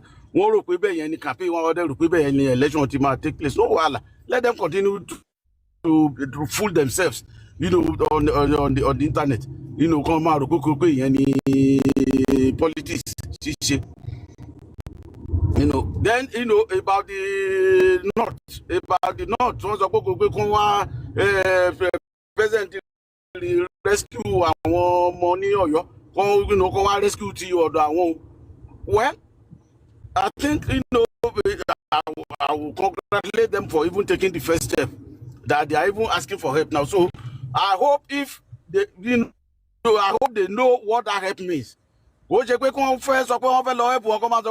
killing our people. The way Buhari said when they try to rescue Chibok guests, and then some of the bandits were killed.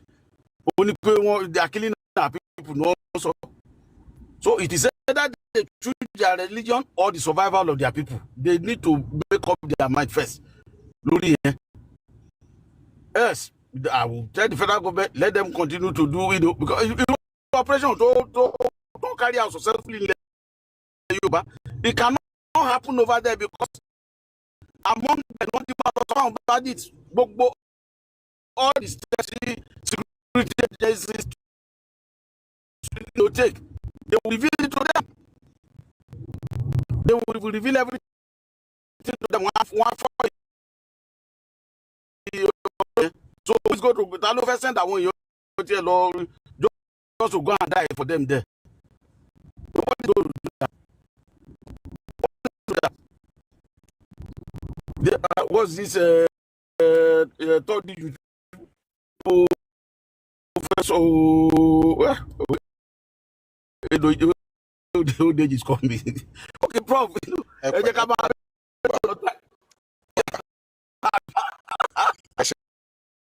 Sir. Thank you, sir. Thank you, sir. Thank you for your submissions.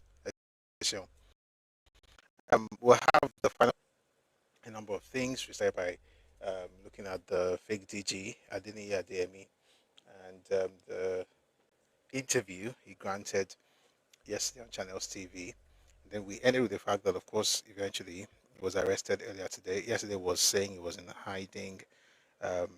This morning, the court issued a warrant of arrest, and before the end of the day, he was arrested by Nigerian police. Also tells you that this country, if police never arrest you, maybe they are still working on your case. So we have to be very careful of the things that we do, and also the fact that he kept repeating the things that he did.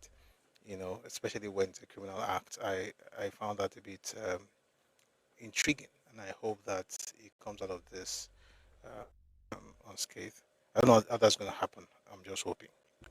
We also talked about the Oriire rescue, provided updates, and then of course the Governor Sheyi Makinde's angle and the responses from people like Dr. Ruben Abati and Senator Adams Oshomole, and also the ambassador to the United Nations, Senator Jima Ibrahim. We also looked at Obi's stuff about asking the government to strengthen opposition, which I find ridiculous. But again, that's what you get when you get Peter Obi. And of course, we talked about the new identity that is coming up, the Fulani-Ibo, and I wish them all the best. In all, I think the important thing is that as Yoruba people, we must keep, demanding of our governments, whether it's states or federal, even local, of good governance, and also the standard that we want. All right, the bar is quite low for many parts of the country. We have to make sure that we uphold the standards of our fathers and ensure that our spaces are well protected. I also want to call on the federal government to ensure that despite the size of Oriire National Park, we know it's about 2,500 square kilometers. It's quite huge, but that's not an excuse. All right, the forest guards that they talked about the other day, they've got to deploy them. The state government also has to find a way to ensure that Motekun, is working there. Nigerian police force, and then of course when we get the state police as well, there also be a very good place to deploy a lot of resources because that place is so big and there's nobody living. I mean, nobody's legitimately living in that forest. Just big like that. That's bigger than the FCT a number of times. Almost the size of Lagos State. Lagos State is about 2,800 square kilometers. Oriire National Park alone is 2,500 square kilometers. So that tells you how big it is. But it has to be. It can't be an ungoverned territory. It has to be policed, and we hope that the government will ensure that they deploy troops and security agents into those places and other parts of Yoruba land, and of course other parts of Nigeria. And we also terrorist activities. I mean, there's no good terrorist activities to start with, but terrorist activities generally, particularly in the north, that they will also begin to see changes. But like Mr. Watunde said, we are hoping as well that when those things begin to happen, they will support security agencies rather than, from victimhood and say things like that coming against our people, which of course is not the right path to take. I want to thank everybody who has made today's session a success, everyone who tapped, you liked, you commented, Whatever you did in the comment section, whether you part-tabbed or you shared or you liked, thank you very much for your support. It's gone a long way in helping us today. Also, everyone who came up to speak, thank you very much, Mr. Batunde, for coming up. Thank you, CEO Coded. Thank you, Bumblebee, and every other person who came up to speak. We'll call it today. We'll be here again tomorrow at 4 p.m. if your time West African time. If you join us for the first time, we have these sessions every weekday, Mondays to Fridays, 4 p.m. if your time West African time. So we'll be here tomorrow, and we'll have other things to talk about, news, inform ourselves, and if time permits, also delve into history. All right. So thanks so much for being part of today's session. We'll call it a day now. Before we go, we'll listen to our anthems. First, the Nigerian anthem, and then the Yoruba anthem. And those who are wishing evil on Yoruba people, let me just tell you.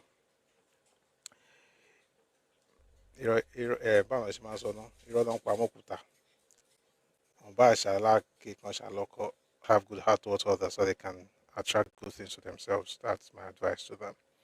All right, let's have our anthems. Here's the Nigerian anthem. Please sing along, and then we'll have the Yoruba anthem later.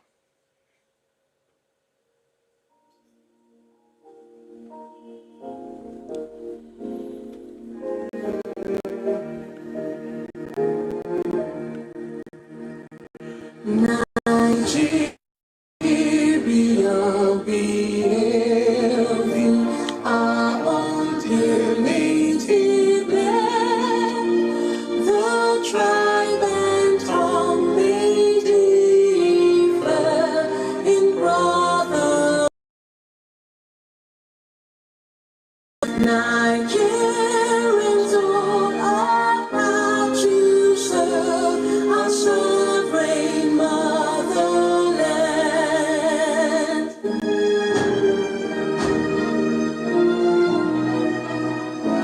Our flag shall be a symbol that truth and justice reign in peace or battle, honor and this we count as gain.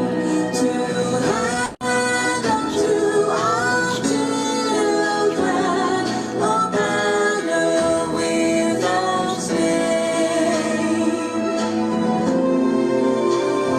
O God of all creation, when things are wondering past, how best should build our nation when no man is oppressed. And so with peace and plenty, Nigeria may be blessed. Nigeria may be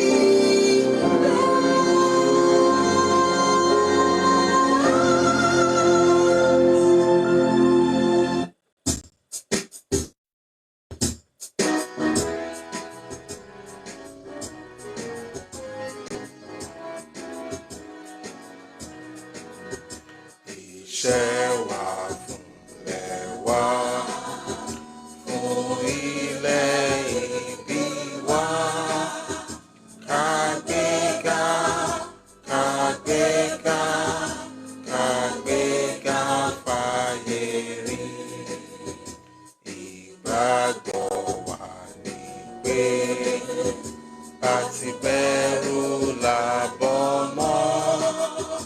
Ká ṣiṣẹ́, ká ṣiṣẹ́, ká ṣiṣẹ́, ká jọlá. Ìṣọ̀kan àtòmìnira ni ẹ jẹ́ ká máa lépa. Tẹ̀síwájú fọ̀pọ̀ ire àtòhun tó dára. Ọmọ Oòduà dìde, bọ́